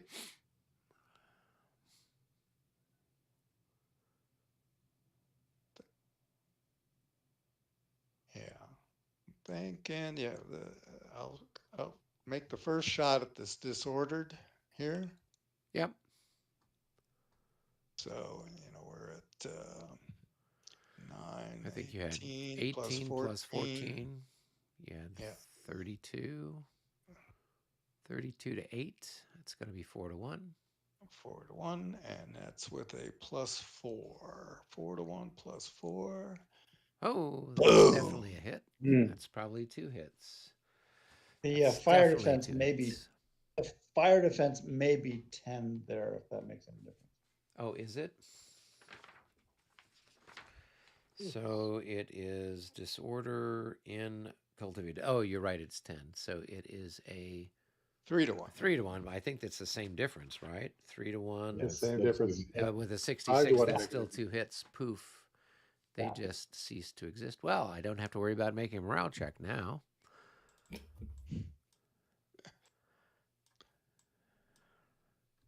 Put them on the board. Yep. Add them to the pile of the dead. The first completely dead Russians. All right, and they are part of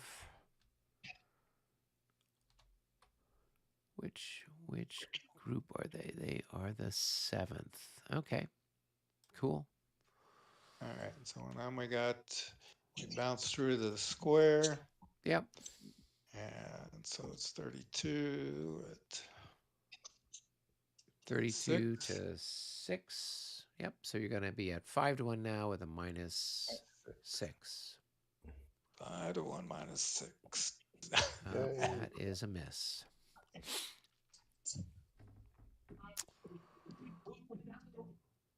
Okay. Mark your ammo. Mark my ammo.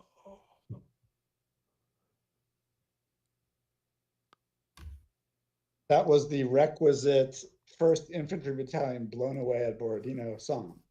Another one bites the dust. What song is that? Another one bites the dust. There we go.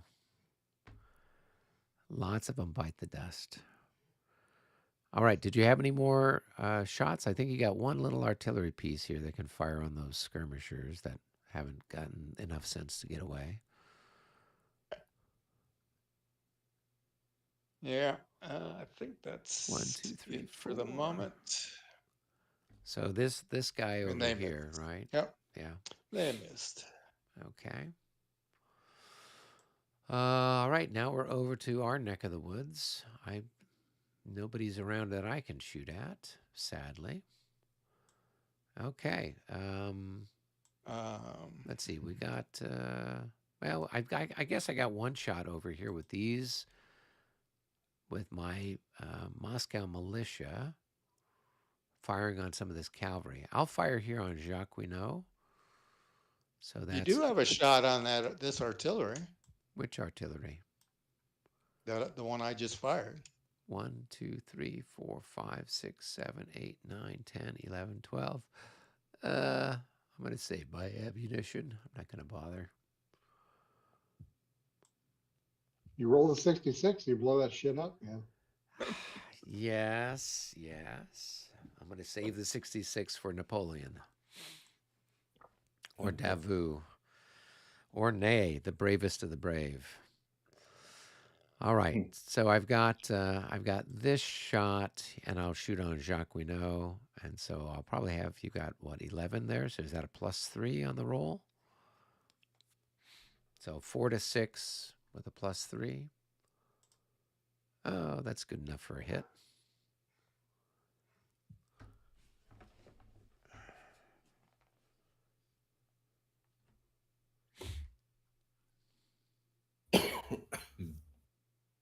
And make your morale check there, Rick. They're happy. Those Moscow militia are paying off. That was a super plink. Good shot. That was. It's about as good. There was like 2 guys that actually had muskets that were loaded. Everybody else has got farm implements there. It was pitchforks all the way. Yeah, they probably threw a pitchfork. Okay. All right. Cocktail. So now we would go to, I don't think there's any other shooting. You don't have any other shooting, Rick?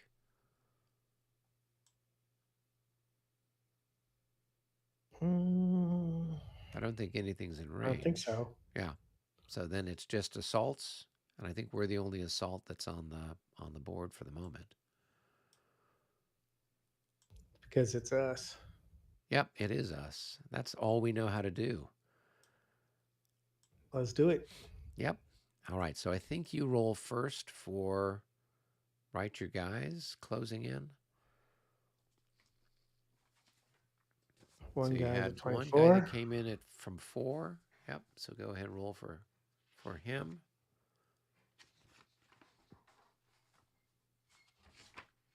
He's happy. He's going in. And then roll for the other guy. He's had a minus something. He's got a -6.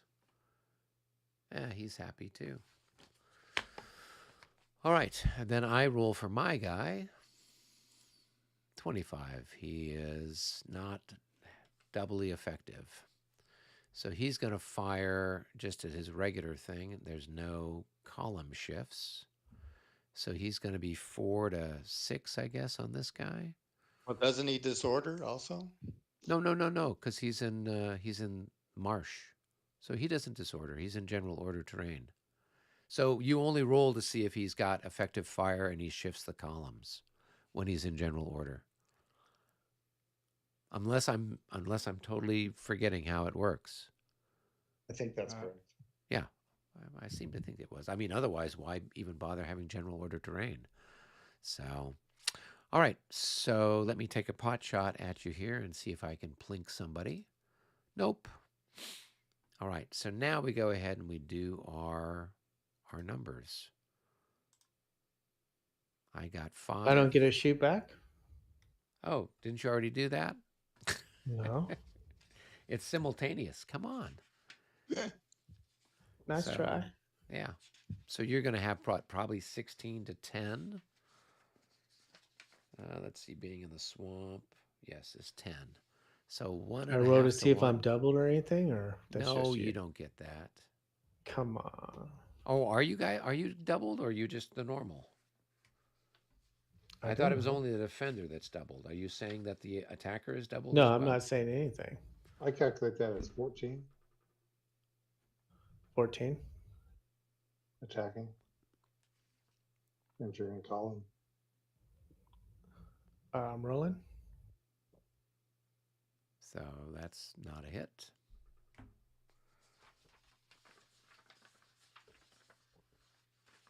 Attacker is multiplied by 2 as well. Oh, the attacker is. Okay. It's not just Yeah, the yeah, defender. yeah. Okay. So then, If you pass a roll, the closer double. okay. So then your fire offense, what's your fire offense?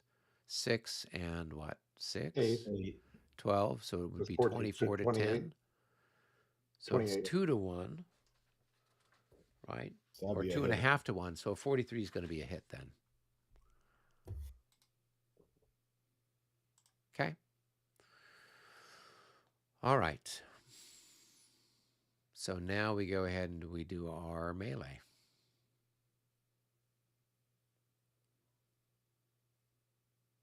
So you've got 25, and I've got less than 5 now since it got dinged. So it's 5 to 1. Is there a modifier because he hit me in combat? Yep. Okay, so Plus you got a 6. +6. So 5 to 1 with a +6. A 22. That's going to be a 32. That's going to be a DR. So I'm going to lose another increment, correct? Yeah. You're not And- actually in a zone of control, so you get away without the loss. Oh, Benefit of general order terrain. oh, okay. Oh, because the Zoc doesn't go into the zone of control? That's right. Zoc doesn't extend into general order terrain. Huh. Oh, okay. All right. And so then So I've why got didn't to- Eric have to roll to stand? And if they fail, why didn't they just disorder? Because I'm in general order terrain. If I'm were in the- looking that up right now. On a quick check, I think they actually do disorder. It's in a special structure that they don't. Oh, really? Yeah, units that are not Yeah. in special structures disorder or route if already disordered. If It's already a route disordered, anyway. right? It doesn't change the result. Oh, okay. No, his melee's halved, but right. So, It's 5 to 1 in there. so Is it what's the not? point of being in general order? I mean, normally in general order, you don't have to make a pre-melee morale check. In Regs 30, general order terrain is a lot less useful. So what's the benefit of general order? Well, you Can't got be the charged by benefit. cavalry in the Yeah. marsh. You got the and benefit of not being a zone of not taking a control. hit when you run. Okay. That's pretty lame. It's I'll it's take a fifth it's a edition. lot less useful. Yeah, the attack is favored in the assaults in Regs 30. Yeah. Okay. All right. Well, The march is still good terrain because it keeps the cavalry away. right. And Yes. you avoid this hit from retreating. Okay. So, can I retreat here then? No, I've got to retreat here. Yeah. Okay. Right. And then I can retreat here, I guess.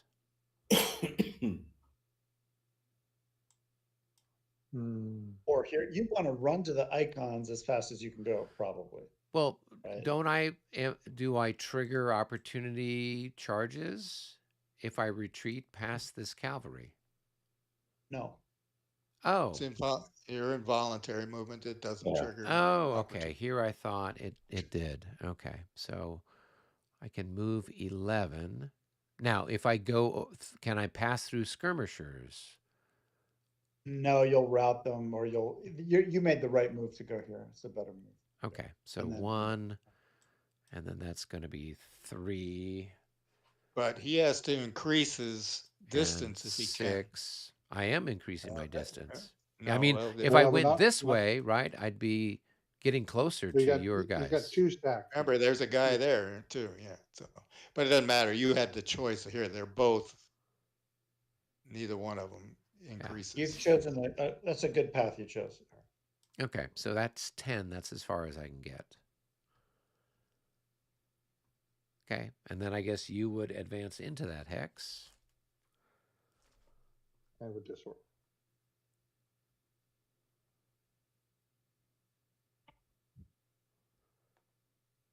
Now, these units are not in a zone of control, so normally there would be assault impetus, but because it's general order terrain, there's no assault impetus. They stop there. And they may or may not be overstacked there. I don't know. They are, because you can only have 1 battalion in general order terrain, typically. It says or 10. No, they're good. Yeah. Okay. You mean I planned one successfully? That's weird. You should take a lot of pride in knocking out the Moscow militia. That's awesome. At least I'm doing something.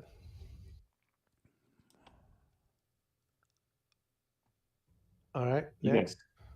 You got to knock this guy out, though. I'm going to surround him first, then the Spanish will attack him. Oh, you're going to send the Spanish after me, huh? Yeah, make you surrender. Okay, sounds like a deal. Cavalry has nothing else to do. This is a reasonable place to stop. Should we move the clock? Well, we still have recoveries route to roll rules. for. So if we do that, then Oh, we right. can wrap everything up. Okay. Gotcha. So this other Moscow militia is within proximity of the icon of Smolensk, so they automatically become disordered. Are we doing disorders now? Yep. Yep. Recovery from disorder now. Got some rolling for that. Just a little. So Rick, why don't you roll for your guys? Okay, the top unit, Got one there. he makes it. 3 plus 24, 25, 26. I think I'm good. Now, does the next guy use the same roll? Yeah. If He they're in has the a same plus stack, or yeah. something? And he gets a plus if the top guy makes it. I think a +3. Yeah, so he makes it. Okay, so pricing's gonna make a morale check up here.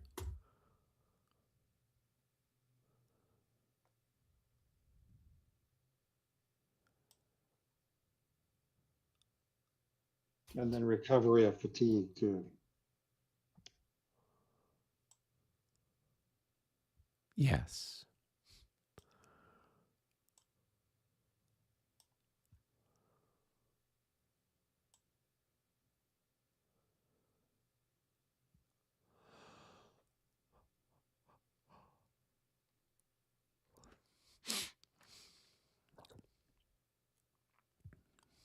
So if the marker is blue, then you can take it off?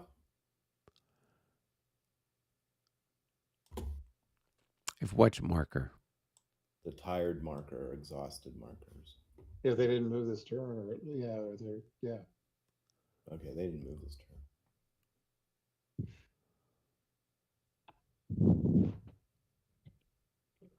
In Regs 30, if you move half, do you still remove one level?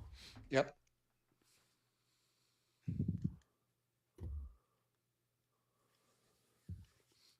All right, let's see. I'm gonna add other disorders over here. Guy just tape adds 1. It's -6. No. So they keep moving, right? If they're disordered, they keep moving? No, if they're disordered, disordered they is- stay where they're at. Oh, I'm sorry. No, if they're If they're AGD, routed, they do. We Yeah, haven't they're done routed. routed yet. Oh, I've been just kind of going through doing both. No, you do disorders first, and a routed, you can't even, unless they have an officer, you can't even roll for them unless they're, He does. 15 away. yeah. Yeah. So I think it was a fair roll. I would allow it. And just Okay. continue on since you did it. So I just am looking for disordered right now. They're in But you already rolled CSCs. for your routed and it's got an officer, then yeah, and you failed, then it continues onward. Yep. Okay. So it'd be 21.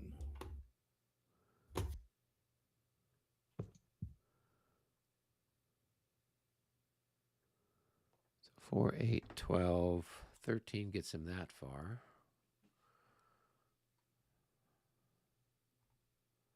These guys, it's brush. It's, oh yeah, It's 4, 4. 8, 12. I think they would 13. go to here. They would try to get to there. Who's 8, routing? 12, 16. Who's routing? Chappelle. Papa? They try to get to the woods. 8, 12. They're also tired, so they're Oh, routed but tired. so they're 10. So if they're normally 21, then they're halved. Yeah. Okay. So they would just go there. Yeah, it makes it, in fact, pretty difficult to recover tiredness and exhaustion once you're routed until you get far away. It's a real drag Like, yeah, I can see. because the route keeps forcing them to move back, And- and so they never recover the Why tire. would they go there? I don't agree that they would head for that. Oh, I thought routed units have to go towards try to move towards woods. But only if the woods is outside that 15 hex range. I counted that as 16, but maybe I'm wrong.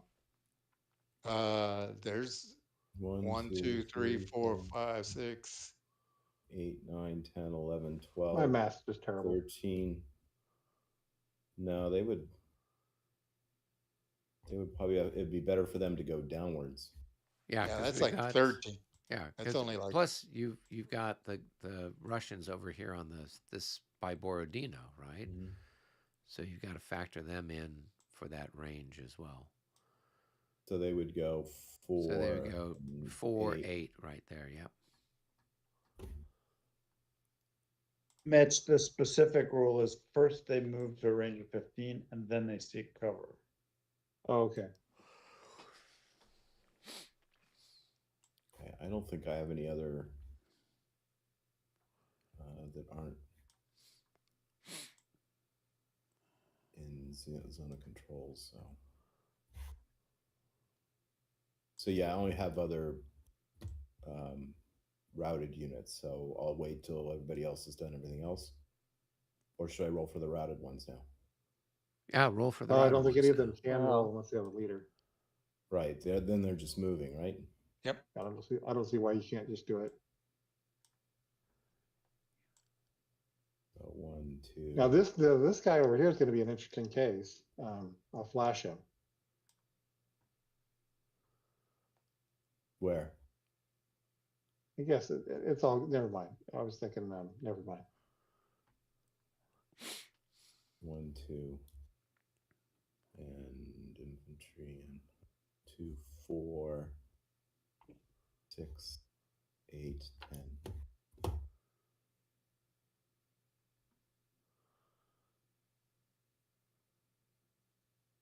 So now they have to just go down to these trees down here, right? Bez Yep. Bobsky Forest. Oh, Bezubovsky.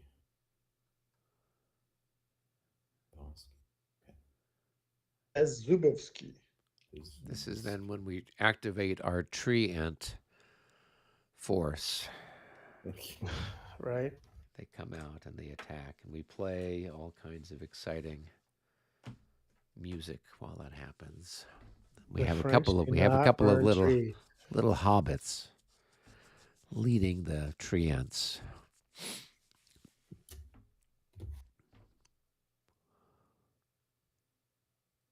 Mitch, you had a point about that battalion over by the Borodino mill. It may end up running through a few of its own units before it gets away. It might.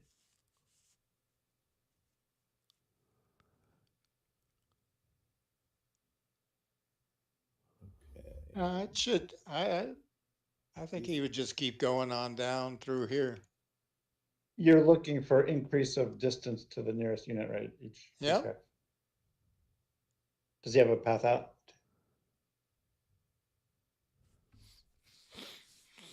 Problem is this one's equidistant from here.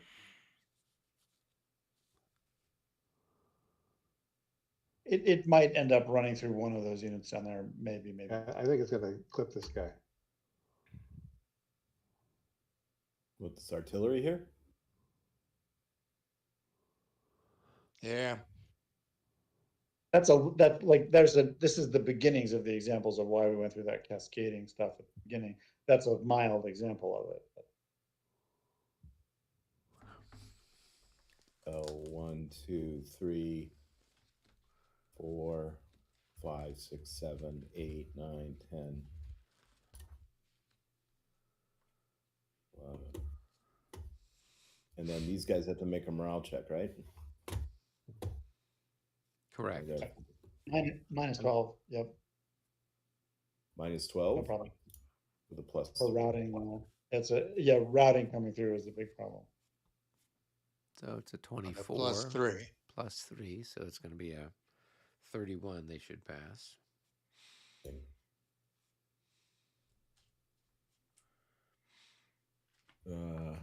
Yeah. What is there?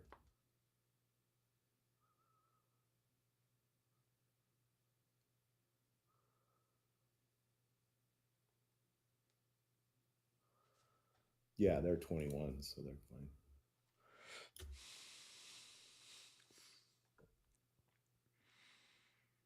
Okay, and I have this cavalry here.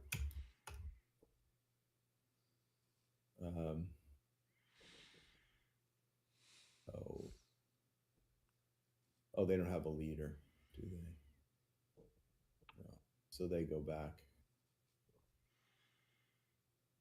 Here's where the checkerboard may give them an out. Like they may be able to fade leftish and get out through the gaps in the checkerboard instead of going through the Italian white uniform. 5, 6, 7, 11, 15, 19. Oh, they're exhausted. Oh, so that means they only go back. They're thirded. So 7. 7. 1, 2, 3, 4, 5, 6. Okay. Well, that's a big difference. How about this artillery unit here? What can it? It can't do anything. Nope. It's just like stuck there. If you had a leader, did you want to throw an ADC on it who could then give it the option to rally? But it's probably going to get nailed anyway. It's going to get nailed. Well, does it have to move? It's okay for now. It just sits there until the Russians close in. But once, if it had a leader, it could try to rally.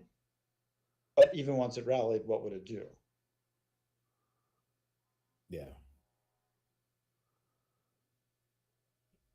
Okay. Well, I think So involuntary movement, you could just leave your unit there. You could opt not to move it. Well, he It can't. has to move away if possible. he could move.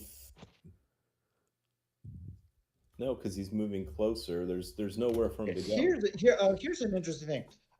Like theoretically, it probably does have to move. It has to move farther. It has to move, and it has to move farther if possible. If it's not possible to move farther, it still has to move. And if it ends up moving through a repeat hex, it dies. It's a little silly. So it's gonna run here, and then here 2, and then here 3, and then 4. Now from 4, it can go to 5 or here. If it goes here, it'll cause a morale check on that one. If it moves back here, it's repeating its move, so it dies.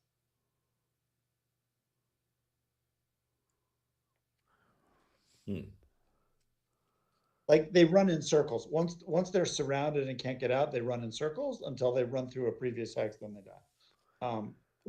But you're gonna die anyway. You don't want to force that guy to route. You could route. You could. No, you couldn't. I think it runs in circles around here until it comes back to its starting point and then dies. So it goes Pretty in the silly. battery box? It does, yeah. Yep. Okay. Well, Maybe it will come back as a ghost next time. there you go. A few of the guns got away. Well, yeah, they did roll them down the hill. Yeah, there you go. That's what they did. There you go. They abandoned the guns and ran away. All right.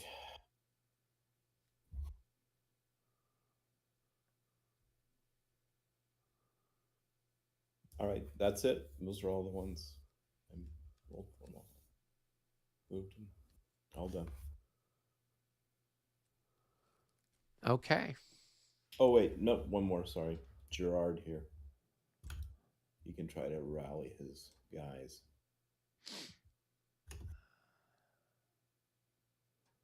No. No.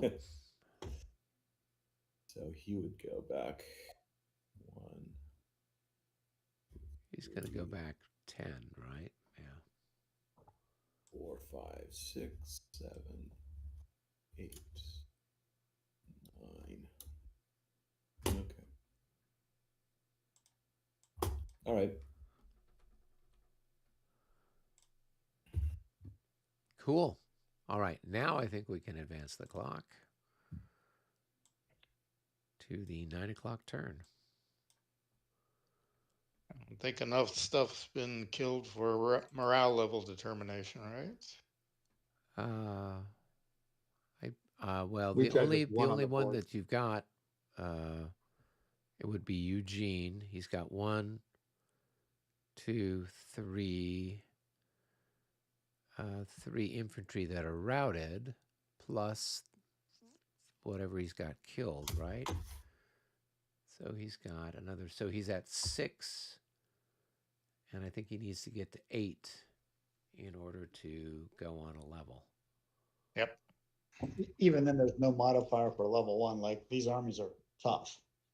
These guys are here to fight. Oh, actually, he's got another one. So the 13th. So he's at 7. So he's 1 battalion shy of going on to level 1. Yeah. And then if those PGDs come back, then he would actually go back to 0. Yes. So but for the turn, so say for example, it was the case where this turn they were on level 1. You don't and say in the 8 o'clock turn, half of them all recover. Well, that's exciting, but you're still on the level for the entire hour. Okay. So you're not checking every 20 minutes. You check once at the top of the hour, and then you live with whatever the result is until the top of the following hour when you would then take a look at it and see if enough people had recovered or whatever else for you to slip off the level.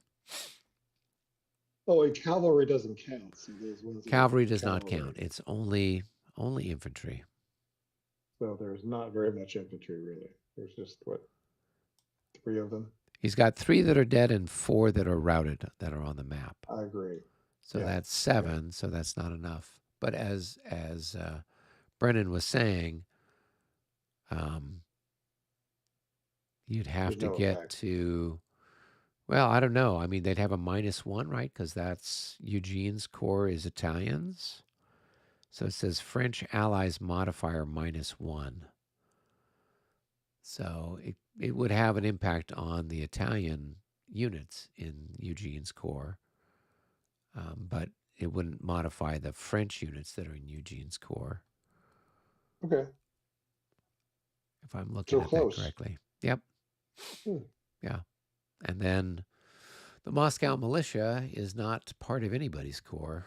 So They're expected to they run and are be dead. expected to run and be dead, and nobody's going to care.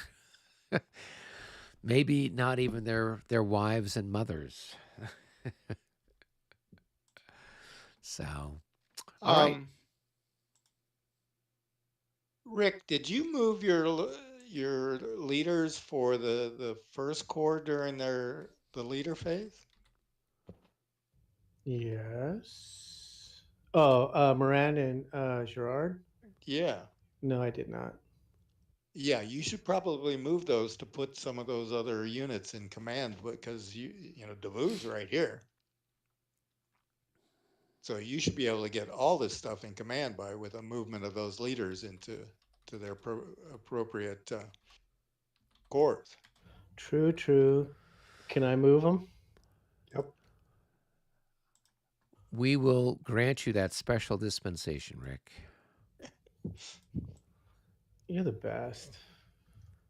Of course, I don't know where to put them, but that's all right.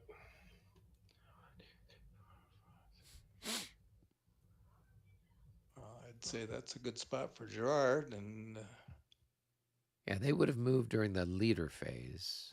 Yep. Because they weren't part of the corps at the time. Yeah, I mean, they're still kind of mixed up, so I think Yeah. there's still going to be some stuff out of command.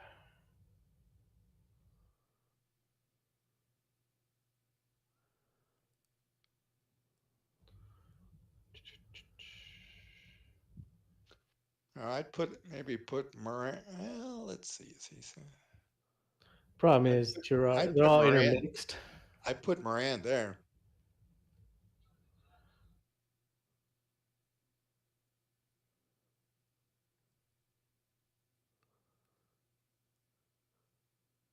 Okay. I mean, they're all intermixed, so I'm still going to be blocked at some point.